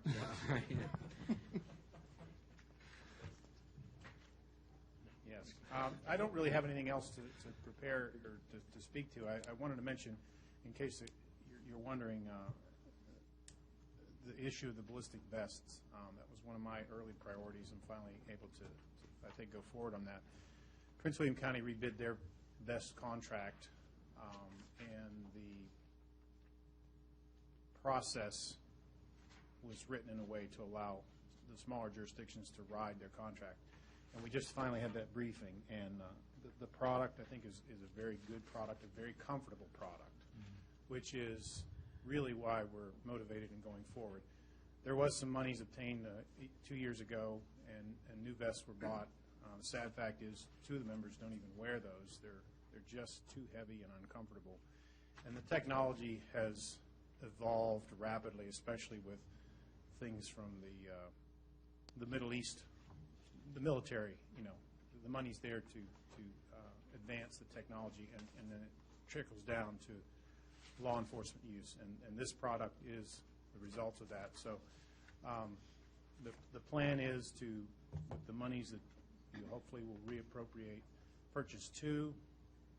The operating budget would allow for 2 more after July 1, and then the last member would be in a cycle the following year. And that spreads and disperses the replacement cycle out in the ensuing year, so they're not all in need of being replaced at one time. So I'm looking forward to going forward with that. They need to be comfortable. Our climate here in the summertime is miserable with those things when you're out of the car, and I think that'll achieve that. So, yes. And is it your intention to require their wear at a particular time once we have everyone with reasonable units? Actually, that's a great question, and I'm in a position to go forward with that right now. The draft policy has circulated for their input. It will be mandated for everybody that's in a line position. I've been wearing mine just to set the example, even though there would be an exemption for somebody that's a desk jockey most of the time. But even Officer Breeden's wearing his, so that will be in place before these are actually received. The 2 that are not wearing their town-purchased vests are wearing vests they owned themselves before this. But there is a life cycle to these things, so we do need to replace them. Thank you. Chief, so the one that wouldn't have it, these are their personal. I mean, it's theirs as long as they're employed. So it's not like they come in on duty, they take them. So I guess my question is, will we have an officer that will be without one that would be in that last cycle, or will he have one in the interim? His, of those that were purchased 2 years ago, does fit him properly. Okay. So he's covered with the existing vest. Just one question and then a comment. Officer Randy Anderson attended the HGBA. Can you give us a little feedback about that, the meeting? Any idea what that was all about? He just wanted to go and sought Just permission. introduce himself? I think his wife had a cause to go to that, so he wanted to tag along. Okay. Represented us there. Okay, great. And I was in my yard. I was making a lot of noise on a machine or something, and somebody scared the bejesus out of me, I guess, excuse my term, but scared the heck out of me. And I turned around, and it was Jake Davis, Officer Davis, and he was out walking the neighborhood. And it was interesting because a number of neighbors came by afterwards and said, "Are you in trouble?" Again. Finally caught up to you. Again, right. Yeah, well, yeah. But I thought it was great, and it was good to see him walking around the neighborhood and introducing himself to people, so it's a positive, so thanks, Chief. Thank you. And, you know, I get those comments from a number of you on the dais, and I certainly relay those back. But to be honest, some of the best validation of that and what we're trying to accomplish in terms of being in touch with the community is the feedback they get from the citizens themselves when they're out walking. And that occurs regularly. Yep. Thank Okay. you. All right, thank you, sir. Our next item here is our town planners report. I think he has a summary page there. Oh, by the way, sir, congrats to the chief for being mentioned in the Gainesville booklet. What's the name of that booklet? Haymarket Lifestyle. Haymarket Lifestyle. Yeah, that picture made you look good. Very flattering. And let's not forget Corey, too. Yeah. The intent is to have him come before council. I hope it's okay to postpone that to May because next Monday is our, hopefully the baseball game's still going on, but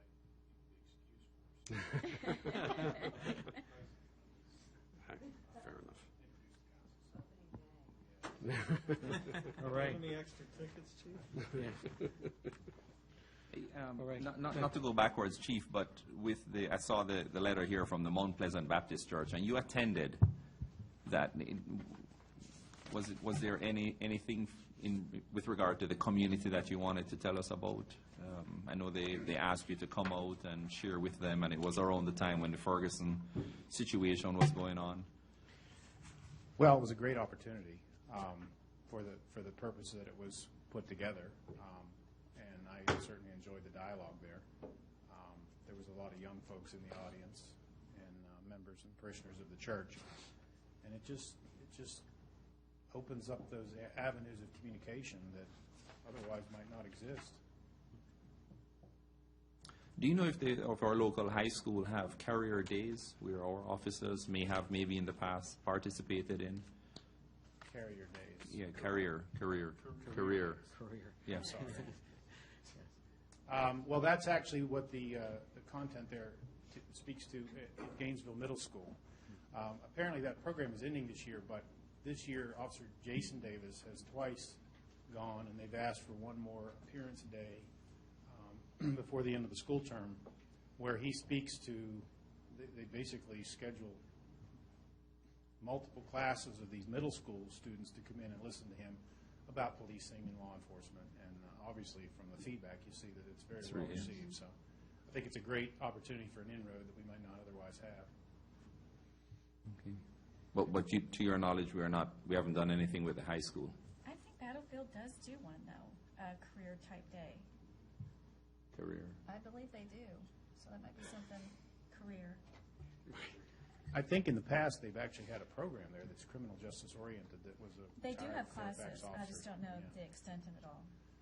And they have a Haven't, forensic class now and things like that, too. Yeah, I mean, it may be something we can get our foot in the door in the future, but we haven't so far. That's good. Okay. Good. Thank you, sir. All right. Just one more, Chief. Just messing with you. Really,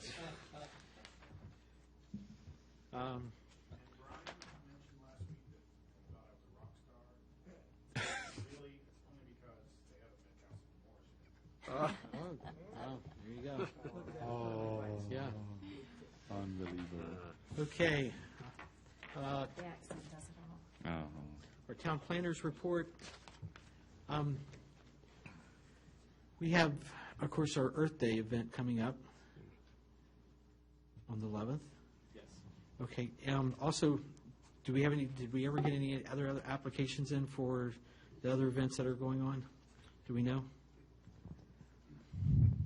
Ms. Breland, do you want to comment to that, or can you comment to that? You've got a lapel there. I can send the mic over.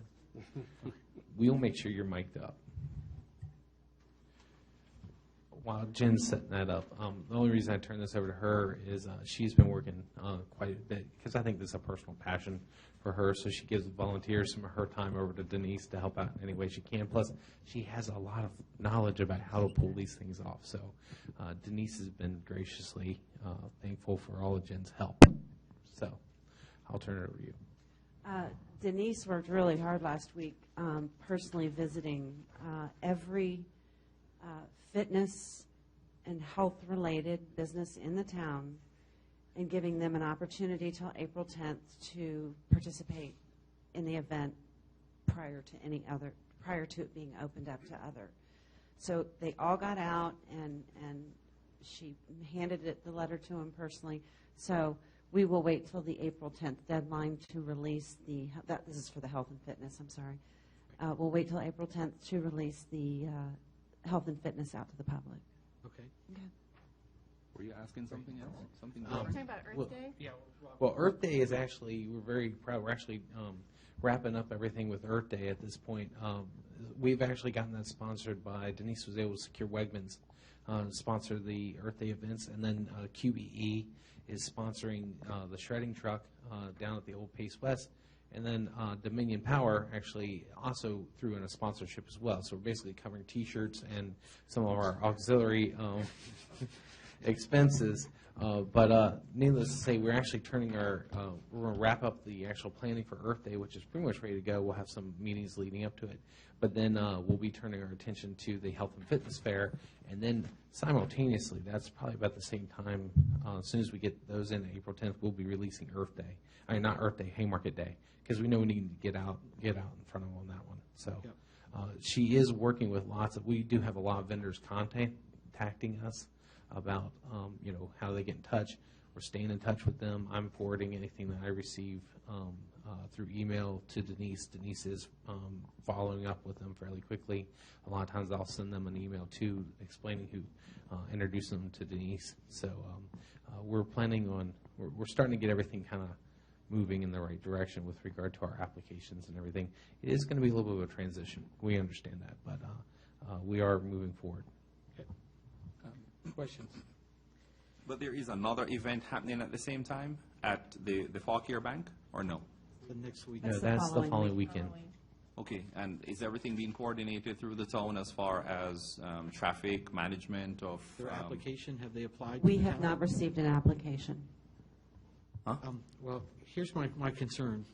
Of course, how many days would it take the town to properly put this together to make sure that the chief, and all the things, the aspects of it? Does this concern everybody else on the council? Yeah, well, But do we have a date, like, that someone has to submit this, like 2 weeks before an event? Is there a deadline for our permits? Yeah, exactly. Yeah, it should be more than, I would think. But that's what I'm saying. No, Do we ma'am. have a deadline? At this time, no, ma'am. So that's something we need to really talk about. Yeah, well, I mean, in the policy that, we're developing a policy, right? Right. So, yeah, that should be in the policy, but But what do we do in the meantime? Right now, it's like any other permit that we receive from the town. We are not treating it any different. Okay. Mr. Mayor, if I Yes, could sir. comment. Yes. Yep. As far as the police and security piece of it, Mr. Kennedy has been in contact with me. Okay. And we're in agreement in principle on that piece alone. Now, that's just one part of the rest of the permitting process that needs to go forward. But that part is ready if, in fact, they follow through with the rest. When you spoke to him, does he have is there a parking plan in play for this? I mean, and did he share with you where he's planning to park his participants? The property he owns over here between Jefferson Street and Hunting Path. So that's where the parking would be for the Bus them. participants to go all the way to Fauquier Bank? Correct. Is that empty lot? Yes. Yeah. Okay. A haunted path. Okay. And I guess how they would get Across the street. how they get across the street. I think she That was he was in agreement to have off-duty police officers that they would pay for, provide the crosswalk concerns there Okay. for those that choose to park elsewhere or Right. are walking to the event. And I would assume that the other parking areas that, you know, I could see a concern for like Food Lion, that would be right across the street, and for those businesses in there that, you know, that there would be signage that would be no event parking or something to that effect, to where it doesn't impact their businesses, because that's where we typically heard the most complaints for how that impacts their businesses for those days. Correct, and he was to reach out to the Lee Berries to discuss that very issue. Okay. Other questions? I don't know if anybody else has any agita over this, but I have a little bit. Not you, Chief. He is going to hire our police department and pay us for the services for that day, right? Is that it, or is he paying them as private individuals? I don't know. Since they're off duty. I'm assuming he's paying them as just private individuals, no? It's complicated. Okay. Workers' comp coverage and those things. Right. You would pay them at the rate we would pay them at time and a half as overtime. Okay. But they would still be town employees. Okay. Be obligated for the cost. Okay, so then all right, so then our police officers are covered under the liability, I would think, okay. And I'm curious about previous payments that are owed to the town, and have those been made? And I just throw it out there because I'm not sure if he's in arrears or not, his company, I mean, and shouldn't we be getting the money that is owed us in the budget?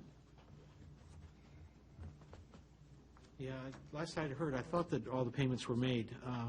There was a deposit on file that was returned. Mr. Henshaw?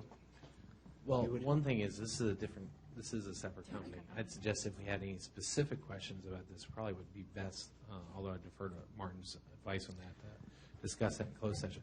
He has paid up what was owed, to the best of my knowledge. I will confirm that with Sherry. She's out sick, as I mentioned earlier, but I will confirm that. But to the best of my knowledge, he's actually paid what was owed on the previous company that did work for the town.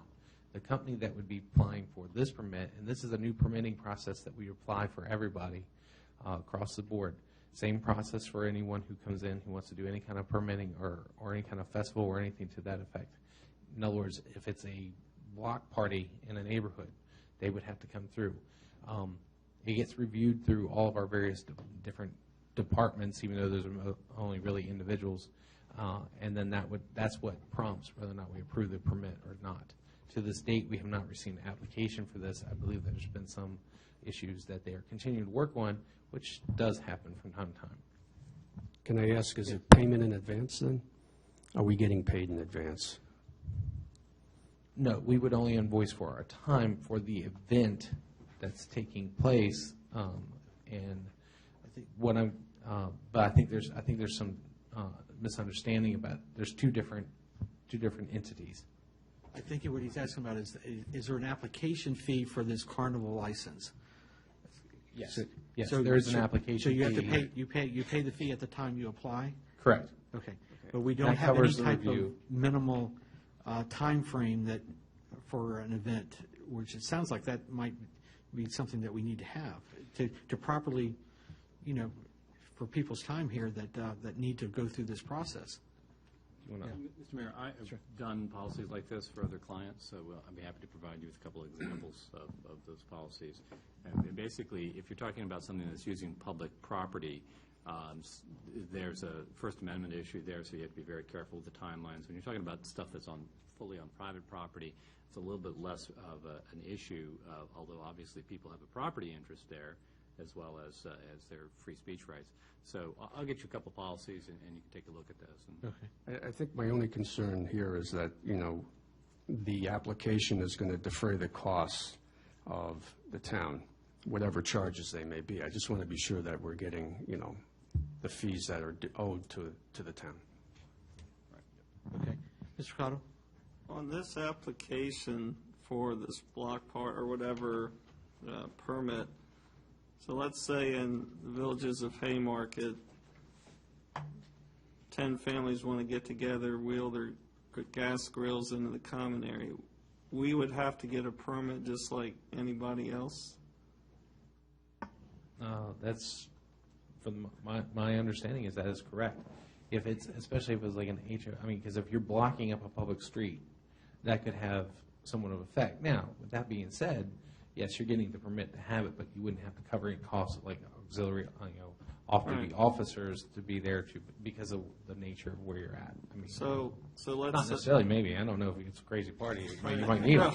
That's not what I'm saying. But let's suppose 3 of us are neighbors. Hey, let's go over and grill. I mean, how many people constitutes a block? I think that's really my question. I mean, if 3 or 4 people, well, gee, I'd like to grill with you, Councilman, but I got to go get a Primarily permit. deals with closing of streets.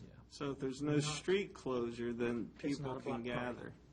So I just want to know what the definition of a block party, because to me, I don't like the sound, then it's the freedom. I mean, I just think, then we start overreaching into people's lives. I think we need to be I was very using careful. that more as like an example of another type of use. What Vice Mayor Aiken said was actually pretty much on the point is we're talking about a block party that's like shutting down a portion of the street, which may have some kind of effect on the traffic. Right, I get that, Yeah. but not neighbors just getting together to have a barbecue. so, That's not. so if I that's want not to say getting hello to permitted. my neighbor across the street, I don't need to get a permit. No, not yet. And what we were looking for It's this, still America, right? Yes, that's right. Okay, just want to check. what we were looking for this application to be more is of a carnival event, is my correction, This isn't- according this to isn't- our zoning? Or This isn't blocking a street though, right? No. They're not closing a street.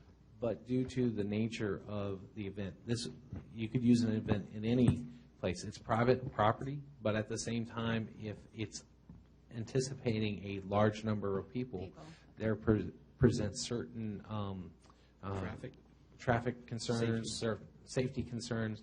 Anything on that property, the town would not be responsible for. They have to make sure they maintain safety and order within that event. However, it does have a spillover effect onto the public property that we are responsible for, and it could have and that's why we're looking to go this. This is actually a followed process that we've been looking at through other jurisdictions, and so this is the first time that we've really ever had to really consider this, and I think it's important to understand it's a growing process.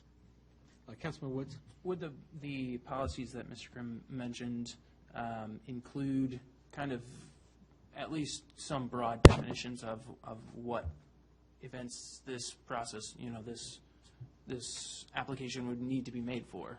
Absolutely. So, for example, the City of Manassas policy provides that if you want to have 14 people walking down the sidewalk carrying signs, you don't need a permit, but you add one more and you're going to need a permit, because you have to draw the line somewhere. You have to be able to have a police officer pull up on the scene and say, guys, you're blocking traffic here and you don't have a permit, you need a permit. And similarly, if you're going to have a group of people crossing streets, there's another threshold there where you start getting into safety plans, and we want to have you provide us a safety plan. If you're going to have a bunch of people in a park, again, there's another threshold for that based on the size of the parks. And these numbers are not written in stone anywhere. The courts won't tell you exactly what they are. They have struck down some numbers, and they've upheld some other numbers, but those, again, are based on particular circumstances, like the density of the development and how wide your sidewalks are and that sort of thing. So it has to be tailored to each jurisdiction. But, yeah, there's some guidelines in there, and it's all spelled out, pretty well defined. And the purpose is public safety. If there's suddenly a terrible event in the world and you have a whole bunch of people who come out with a candlelight vigil, that's not going to be covered by this, because there's no way for you to get a permit in advance if it's happened just now. So all that's taken into consideration in these policies and these ordinances. And so, yeah, to answer your question, there's clear guidelines, and it's all about public safety. Obviously, I'm not an attorney. I think we're losing, and this is just an opinion, I think we're losing a lot of freedoms underneath the umbrella of public safety to a certain extent. Well, it's interesting you bring that up. Some of the older parade ordinances are just so vague that they don't tell you anything about what's permitted and what's not permitted. So we're trying to actually create a clearer sense of freedom, because you don't have to guess what the ordinance says. But you know where I'm coming I do exactly know where you're coming from. I You share know that where feeling. you're coming from. Yeah. Thank you, sir. Councilman Moore. Okay. Mr. Any other questions? Yeah, just a concern. Yes. Do you foresee, Brian, any Anything that could hinder you from going through the process of giving them the approval?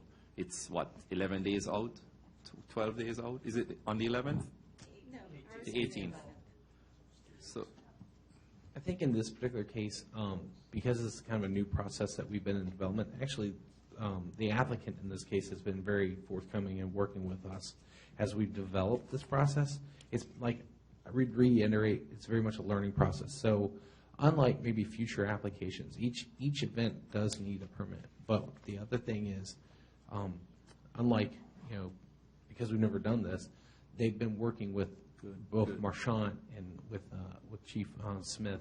And so what we've done is a lot of the background work has been done. So now we're just really kind of there figuring out the logistics. If we were just to get a blind proposal or permit application and stuff, at that point, we're sending it through our various departments, if you will, to review what's their safety plan. That might mean an extra meeting with Chief Smith to go over what the safety plan is with regard to the streets, with regard to pedestrian safety, et cetera, et cetera. In this particular case, because we've never done it before, a lot of this groundwork has been done beforehand, so it's more just a matter of getting the application in. Okay. My initial impression was that there wasn't communication, but there is. There is. Okay, good. There has been. We're just no application yet. Okay. And any idea when that might be coming, or they've never said? No. Okay. We don't know when then really any application, Well, we know usually, that yeah. when their event is that they're advertising. Yeah, so we anticipate it coming in anytime soon. I'm just getting it as like, someone might always just walk in and say, I need to get a special use. It's the same kind of thing, but in essence, this particular case, we know it's coming in. We just haven't received it. I think they're still working on some of the logistics and getting approvals from private property owners, but that's just speculation on my part. So. Okay. But the application is just formality, really. I mean, because they've gone ahead and planned the event, so there's no way the application could be denied or turned down. No, that's not true. I don't know about I that. think we could absolutely turn it down. Yeah, I'm not sure what our application requires. Is there anything that? Because I was curious about turnaround time. I mean, Yeah, you need to at least have the town staff to be able to turn this around. Well, once again, this is where I'm saying, like, we've been doing a lot of legwork ahead of time. In a normal circumstance, because we've never gone through this, keep in mind, it's not just the applicant trying to go through this the first time, it's the town going through this for the first time as well. And so we've been doing a lot of legwork ahead of time. At this point, we believe they have all the information they need. It's just a matter of just bringing in the application. The review, as long as it's exactly what we had talked about, I don't foresee there being any issues with it. This is not their first event, so they kind of know some of the parameters of what needs to be happening. It's just a matter of making sure that it is the same thing that we all talked about and discussed. So, for example, if that application was to come in, let's just say hypothetically this week, Chief Smith would look at it, he'd see if this is the same thing that we had discussed. If it wasn't, he would contact the applicant and say, this is where the issue is. If it's the same thing he discussed, then there wouldn't be reason to not go against it unless you've had different thoughts since then, but that would be us communicating with him. Chief Smith, is that a fair assessment?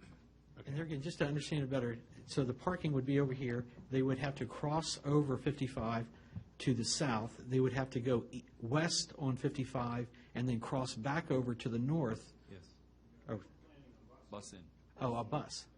Oh, okay, gotcha. All right.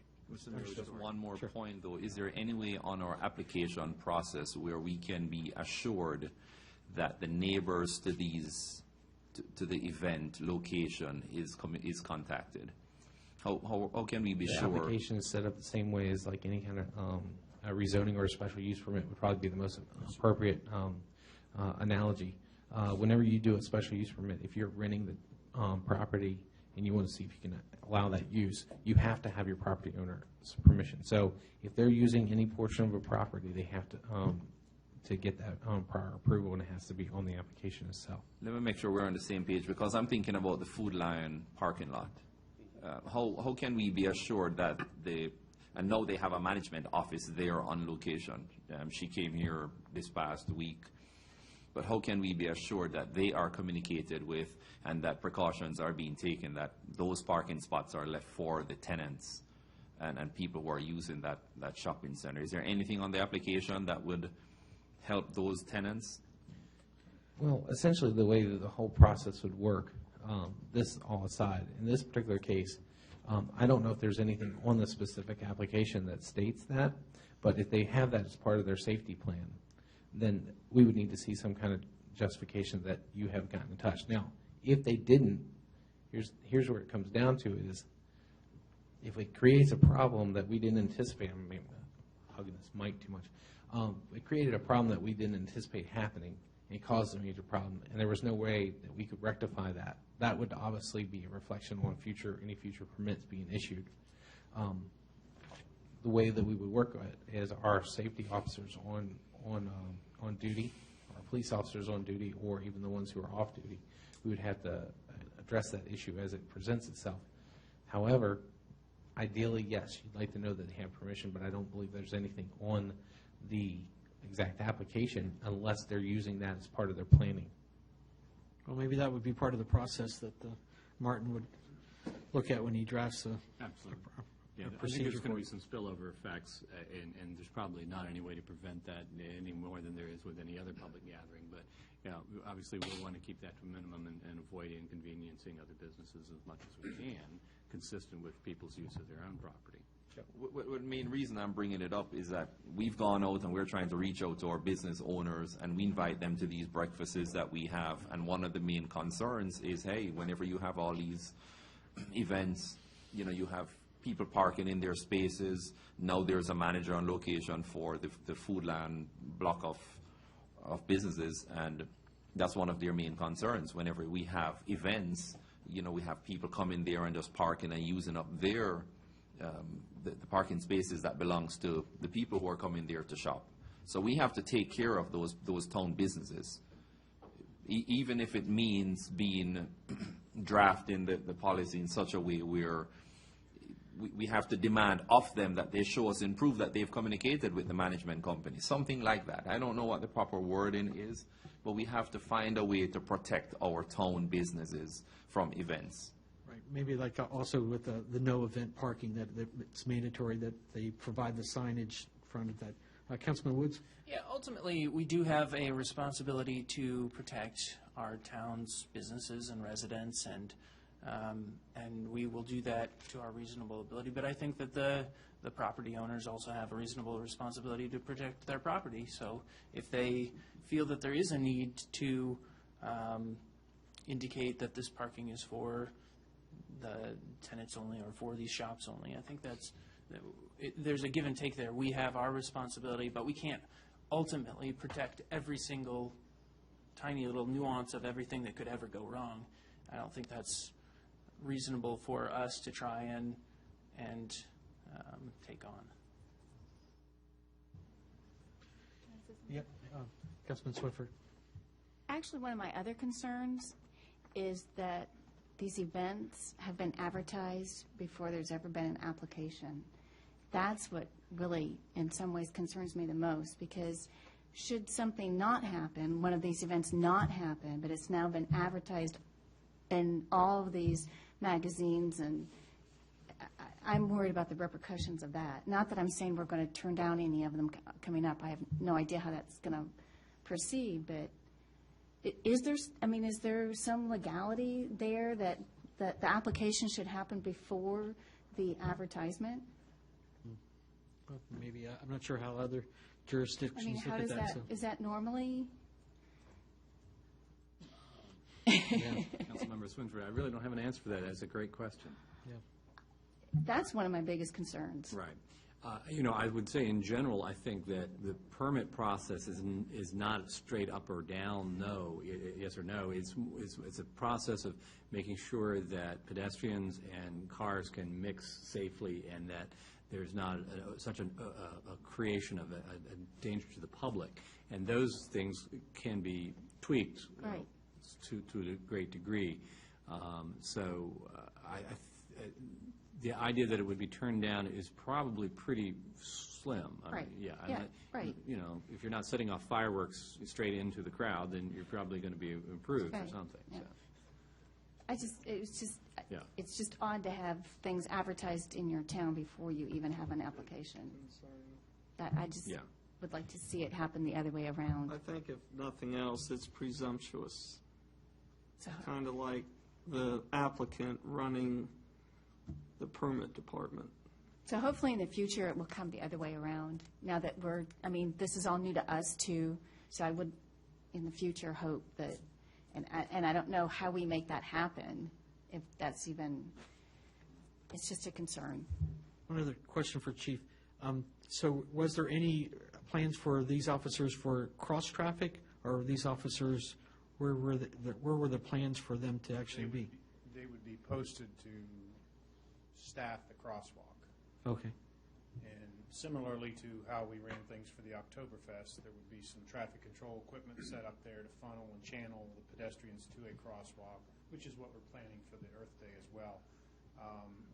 We've acquired the tape to make temporary crosswalks at a certain councilman's suggestion. So that's what they would do. Okay. Now, there's an ABC element for the alcohol on there, as has been in the past, and they're required as part of the ABC permitting process to have security for that, for the beer garden. Understood, okay. And this event is for how long have they said? I can't recall. It's about 5 or 6 hours, if I remember right. Okay, all right. the application. Yeah, it'd be on the application, right. Okay, all right, I guess this is kind of, any other comments? Otherwise, we'll move on to our treasurer's report. Sure. Is it possible to go back to the town planner's report? Okay, yeah, No? go ahead. Go ahead, sir, yeah. There is an item here, and maybe Brian could talk to our town planner about it. It's regard to the Chick-fil-A special use permit. Where right now the review of site plan is suspended. Is there any way we could communicate with Chick-fil-A to let them know that there is a site over by Heathcote and Catharpin that's possibly going to be made available? We just heard it from Supervisor Candlin. Don't send them away from the town? We don't have anywhere in the town to give them, so let's give them a neighborhood. They do have a place. I think they're just trying to figure out maybe some traffic issues. It's not going to work. Actually, yeah, they're still working at it. So I think that would not be the wisest necessarily. I couldn't advise you to do that. I would put it that way. And in the next year and a half, when they decide to pull out of here, you're going to be like, man, it could be over by Okay. Catharpin. All right. Thank All you, right, sir. all Thank right, you. Thank you. Treasurers, anything for treasurer's report? If not, moving on to our town manager's report. Mr. Henshaw.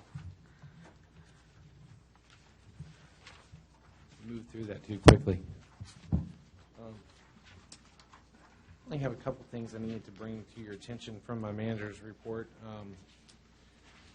First of all, you do have, just to kind of walk you through the process, you do have the draft budget in your agenda.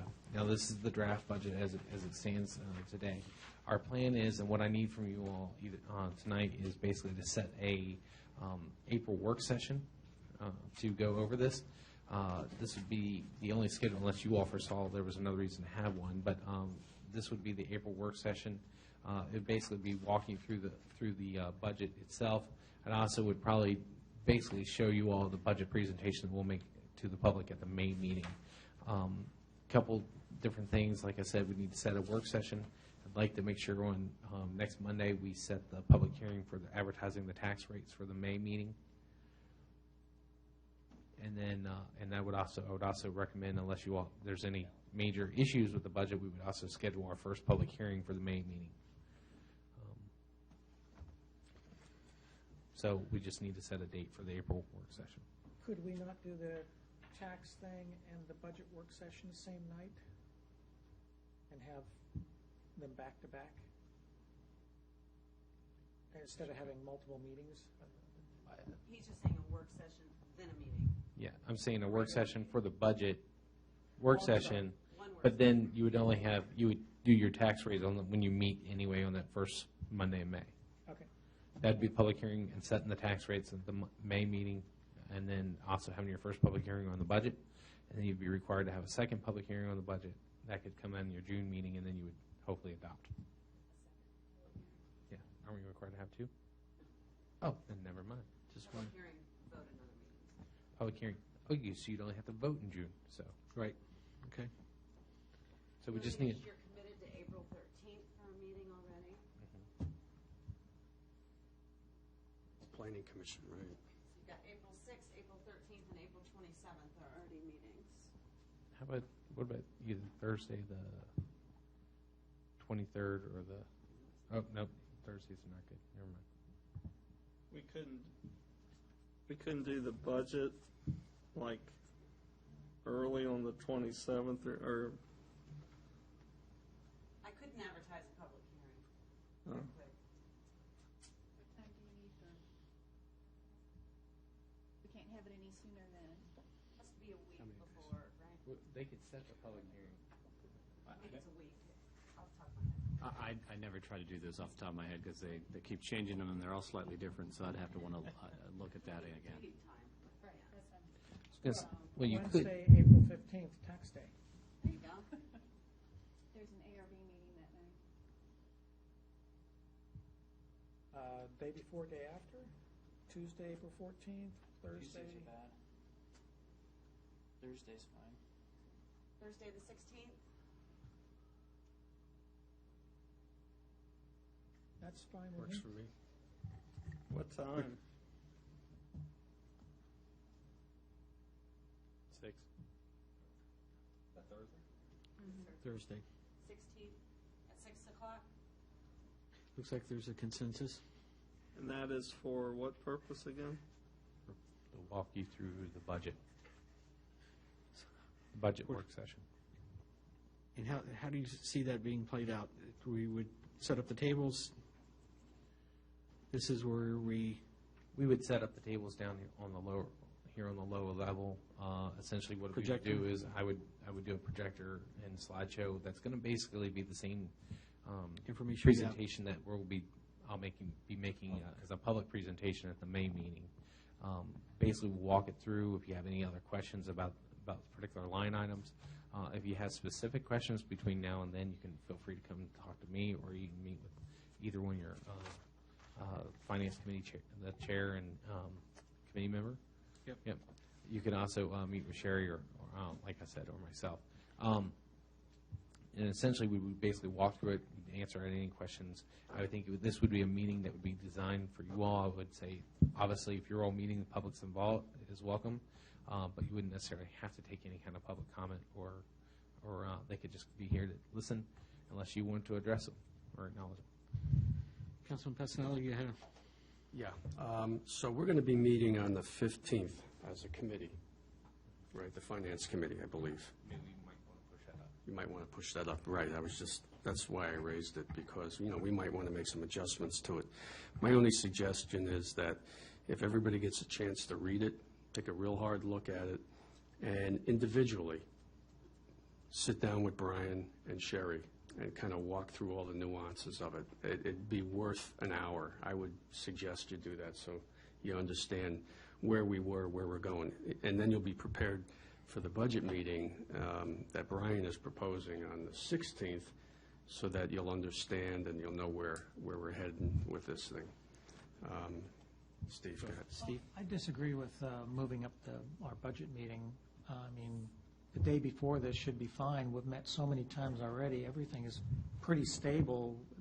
I can't imagine there's going to be major changes, and we should be able to do that in a 24-hour period before the meeting the next day for the council. Brian, what's your thought?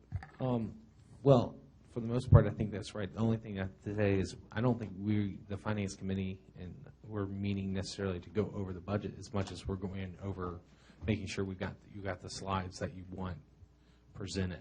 I think that's the biggest thing you're doing is making sure that's it. Now, we can do that through other means, but that's the only reason I think we were meeting. I don't think we were meeting to actually go over the budget per se. It was more to make sure that you all have got the slides that we want to make sure is presented to the public and to the council. The 15th, then do it the day before. Okay.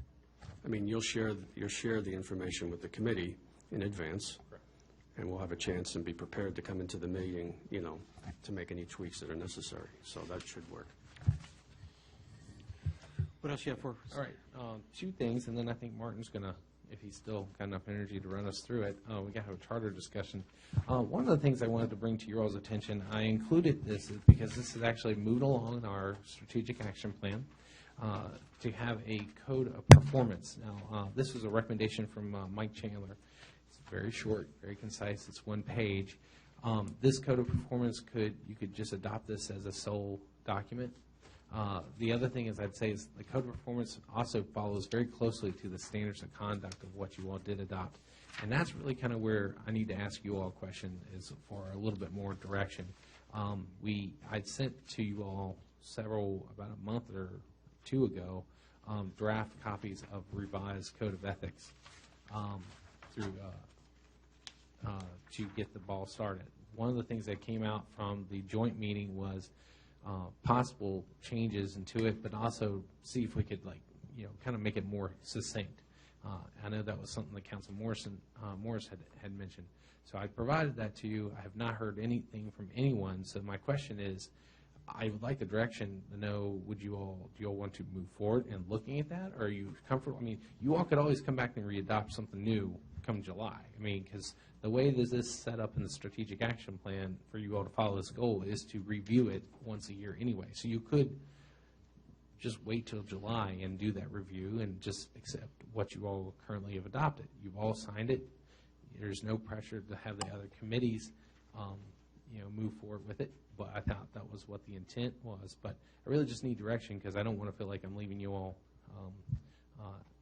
out or I'm missing something that we're supposed to continue this or not. So that's kind of where I'm at. The code of performance, though, is something totally different from the code of ethics. I think it's important to know that. This is kind of more like this is what we plan on.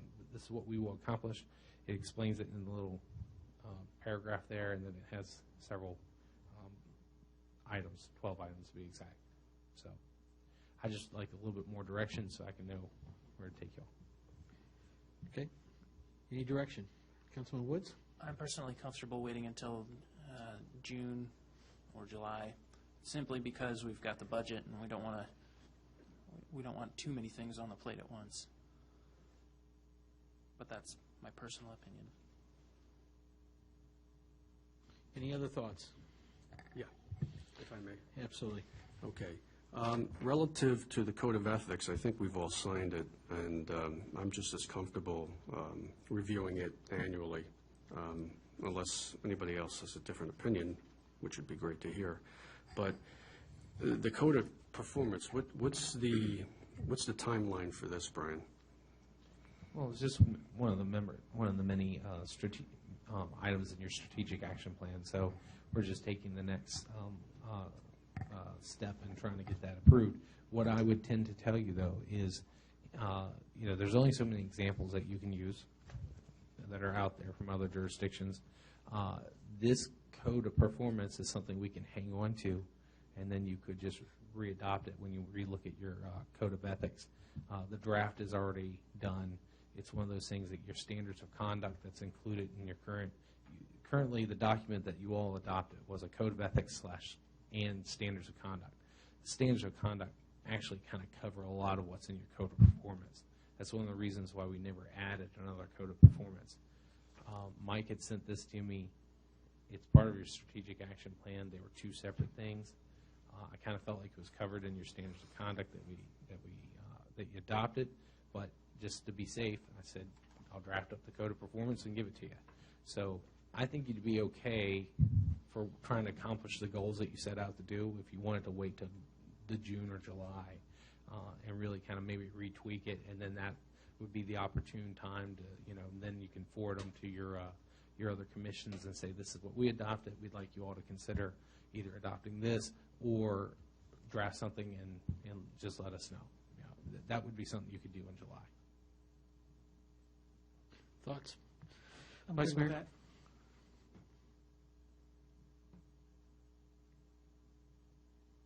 I'm pondering. Yeah. Mr. Cottle. Yeah, I'm pondering too. I have one question. What we signed before, weren't we going to post it in here somewhere?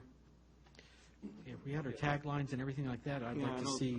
I would like to see what we've already done in here up on the wall, because if not, it's just another document in a filing cabinet with, and we all can forget. So I think it'd be important when the public comes in, they see our taglines. I think we need more visual reminders, even for me, what I've committed to, because it can get lost in the busyness of life. So that's all I'll say. Councilman Cottle, I just would say yes. As far as like the vision statement, and all those things, those are things that we've done. I admit we haven't gotten them done yet, but we'll get those done. With the code of ethics, that's the reason I kind of need a little bit more direction, because I'm like, do you want to tweak it or do you want to keep it the way you got it? That's just basically what I just need to know today. I would vote for keeping what we currently have. I signed it. I was comfortable. If I wasn't comfortable, I wouldn't have signed it. And I think the next time we revise it, we should nail it. I mean, admittedly, we're trying to get a lot done, but I think with everything going on, I personally am comfortable to post it, and that's something we could do when maybe we have a little more time, if and ever we have more time. So I'm comfortable with it. I'll pass. Okay. Anything from this side? There is nothing on the code of ethics that I have a problem with.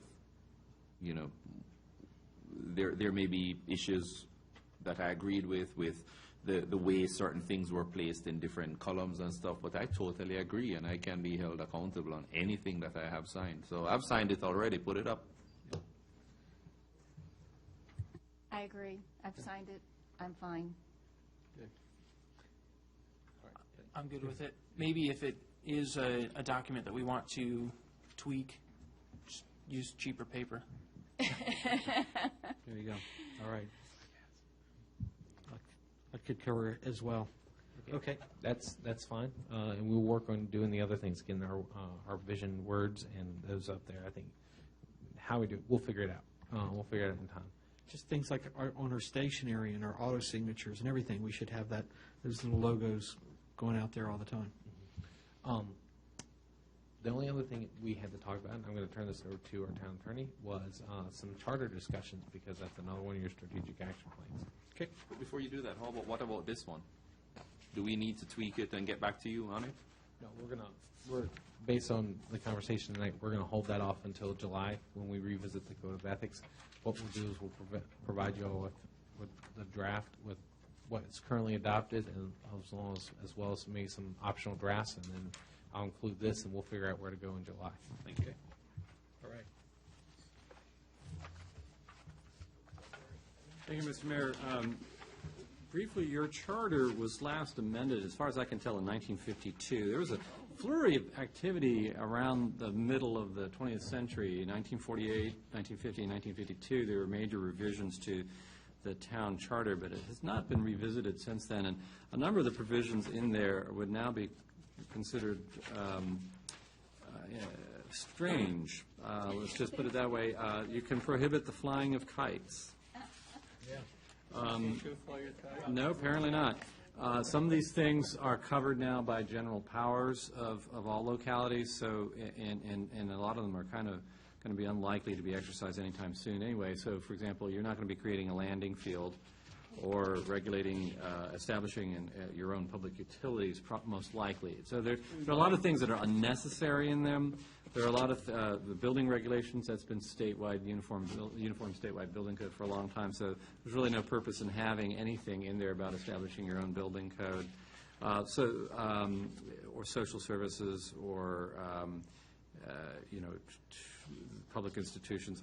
I like the stuff about vagrants as well, because that shows you how much the law has really changed. In 1952, it was just, you not only didn't like vagrants and gave the town the ability to prevent any person having no visible means of support, paupers and persons who may be dangerous to the peace and safety of the town from coming to town from without the same, and to expel therefrom any such person who's been in the town less than 12 months. That's the power of exile. I don't think that would fly today. And then you disliked vagrants so much in 1952, you put it in another section to restrain and punish drunkards, vagrants, and street beggars. Yes. So there's a number of things in here that really just, you look through and you shake your head and you go, okay. You know, and really what you need is, there's a provision in here, number 28, the enumeration of particular powers by this charter should not be deemed to be exclusive, and you have everything that's in the general code. That's really what you need. And last year, this is like just over 2 pages, the General Assembly gave a charter to the town of Rural Retreat. It just basically says, this is where to look for your powers, and this is who. This is how many members of council there are. This is how you elect your mayor, how often you elect people. Those are the sorts of things that really need to be addressed in a charter.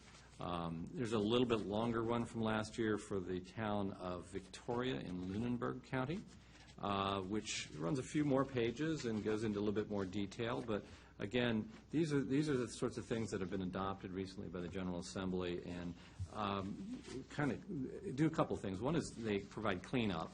You're not wading through all the provisions about vagrants to get to what you're looking for to see if there's something in there.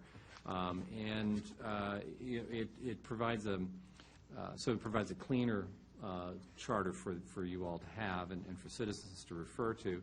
And it also removes provisions that are somewhat, problematic now and would not most likely be approved by the General Assembly if they were to go before them. So it removes uncertainty about the extent of your powers if you have an updated or charter, and it creates a better product, more modern, and gives people the impression that you are a city on the go, town on the go.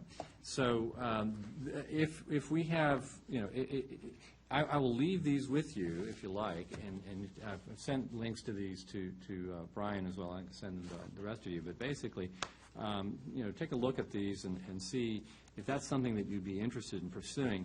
The process is one of 2 ways you can go about this. One is to have a public hearing after which the town council votes to submit a new charter to the General Assembly. And the other is to have a referendum. If you get it in far enough in advance, you could put a referendum on the November ballot to ask the voters if they would support a new charter for the town. So that if you're interested in doing that, that's the process for doing it. And I realize I'm speaking really fast. So. No, that's right. And as we looked before in the previous council about the continuity, I know, Brian, you spoke to the council about going to possibly to a 4-year term and a staggered 4-year term. I know at our TANV meeting just a couple weeks ago, I think it was the town of Herndon, they changed theirs and was successful to change it to a 4-year. Right.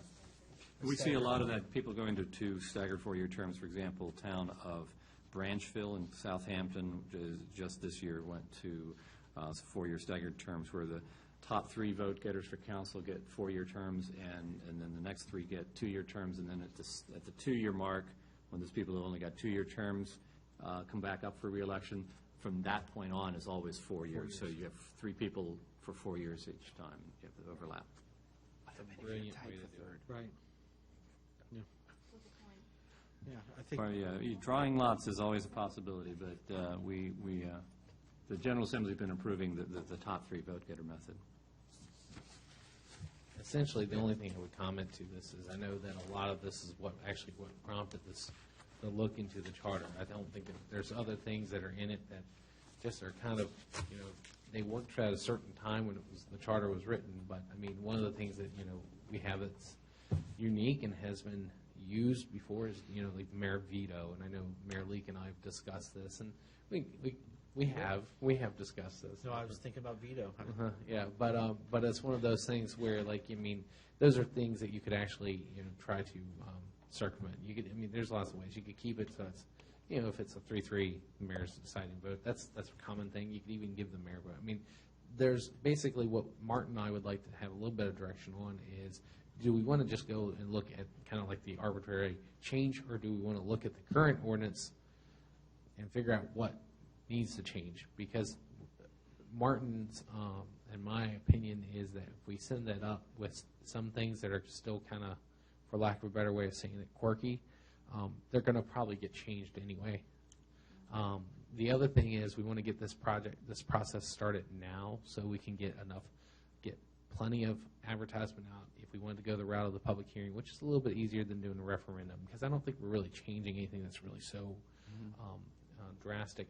The other thing is it gives us plenty of time, but it also gives us plenty of time to start working with our state delegates. Because one of the things that Martin and I were actually discussing just earlier this evening, and which I know from other examples, working with your state delegates a lot of times can make it a whole lot more of an easier process. You don't tend to get as much changed. The other thing is we want to make sure that we're set up so that when it goes to committee, we can follow it. If we need to be down there to be at that committee hearing, those are the things that make the difference between getting your change the way it is.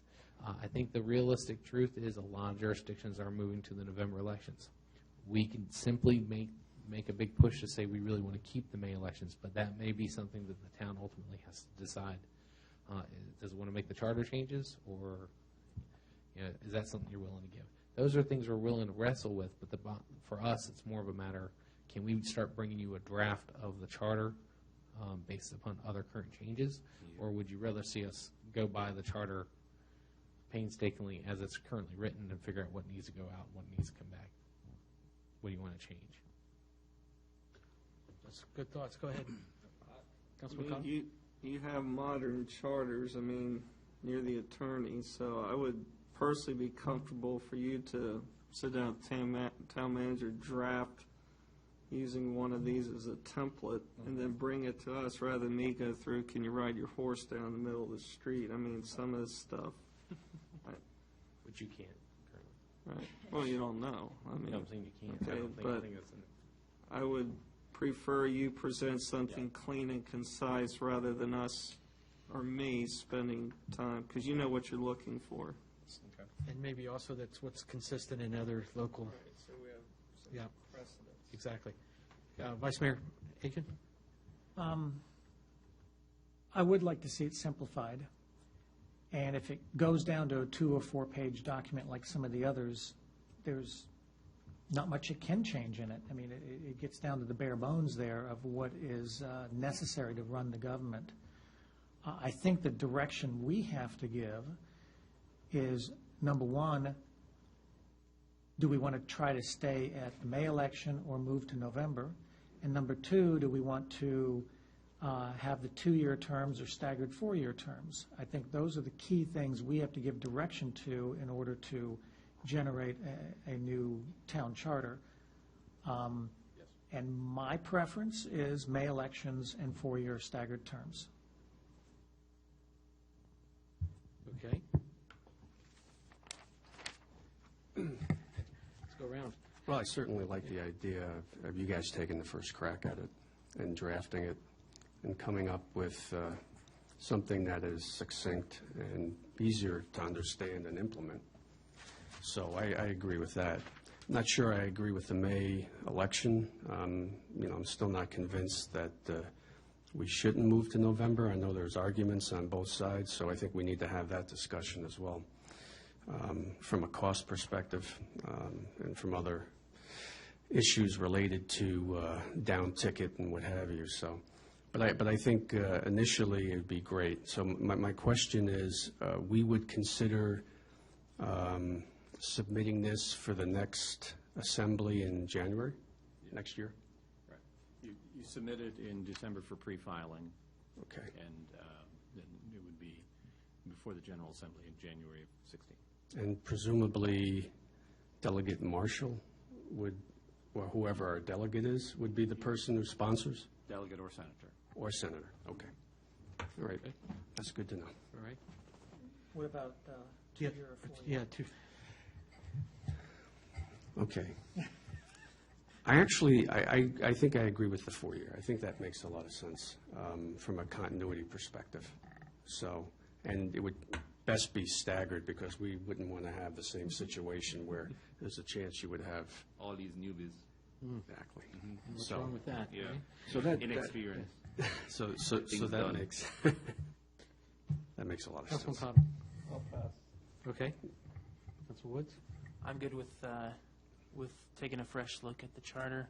I don't know if there are maybe any things we, in the current charter, we would want to keep the spirit of or something similar.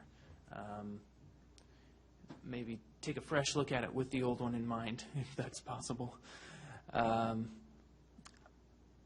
don't know if I'm in favor of 2 or 4 year terms, simply because as a young person, committing to a 4-year term is really a very big step.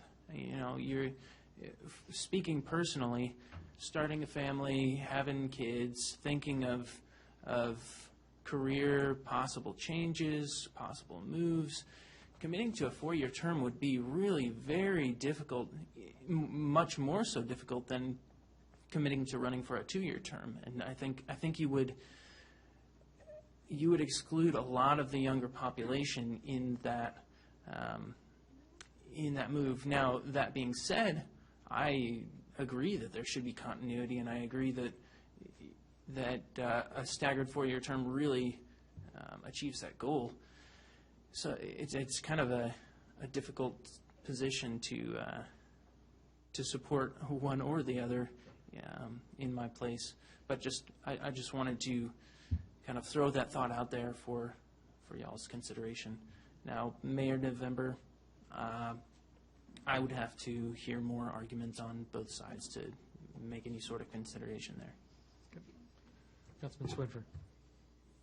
You don't have to be young to move, but that was my concern as well, that 4 years is a big commitment. I moved 17 times in 22 years. So it is a big commitment, even if you don't plan on moving. That being said, I still believe there needs to be a staggered term. So if that's what it requires to do it, is 4 years and staggered, then I'm going to be in support of that, because I do believe it has to, staggered term just makes sense. I know there were some benefits to a May election versus the November election because it separates us. We don't get lost in it. I guess either way we go, we're going to be okay. So I could hear more pros and cons or whatever, but so if the 4 year is what you have to do to stagger, then I'm for the 4 years. But it is a big commitment. Councilman Morris. I think there could be some investigation into looking at the staggered term, the 4-year staggered term, but giving individuals who are running the opportunity to select 2 or 4 years. There must be some way to look at it where, hey, I never asked you for the decisions. I'm speaking here. Please be quiet. There is some way that the attorney could look at it to see if the individuals who are running, if they prefer to run for the 2-year slot or for the 4-year slot initially. I don't know if it's possible. If it's not, then I'll wait to see if it can be worked out. And as far as relooking at the charter? Oh, definitely. Everything. As a matter of fact, when you looked at it, I don't even know if back then I would have been able to vote. So, yeah, clean it up. And I'd like to clarify, I did not say anything about that, but I'm all for cleaning it up. yeah, clean it up. All right, great. And So I then think May we got a election. consensus at least of your direction there between. Yeah. Okay. Anything else, sir? Good. Mr. Henshaw, any last closing comments? Nope, I think we got the direction we need, so we'll move forward. Great. All right. We want to thank you all for joining us tonight. Could I just make Yep. one last comment? Absolutely, go ahead. You guys do an awesome job on this packet. Is there just any way, like on these, you guys do an awesome job on this packet, but for old guys like me, who you guys start talking and we're flipping, is there any way we could just get the first page number of all these items? So when we're talking about BZA, I know it's on page 38, so I'm not up here fumbling around. I mean, again, you guys do a great job, and I should have put this before, but sometimes it's hard just to follow, because we skip at times, and if we had the page number, we reference could back. probably clean up 15 minutes where we From get going on back and task forth. quicker. And maybe if it's not that in the program you can't do it, maybe just handwriting it and that's what you copy out. I don't know. So, yeah. Okay. All right, thank you. Okay. Make a Sure. motion to adjourn? Well, no motion needed, but thank you. Okay. I have. Yes, sir. My pleasure.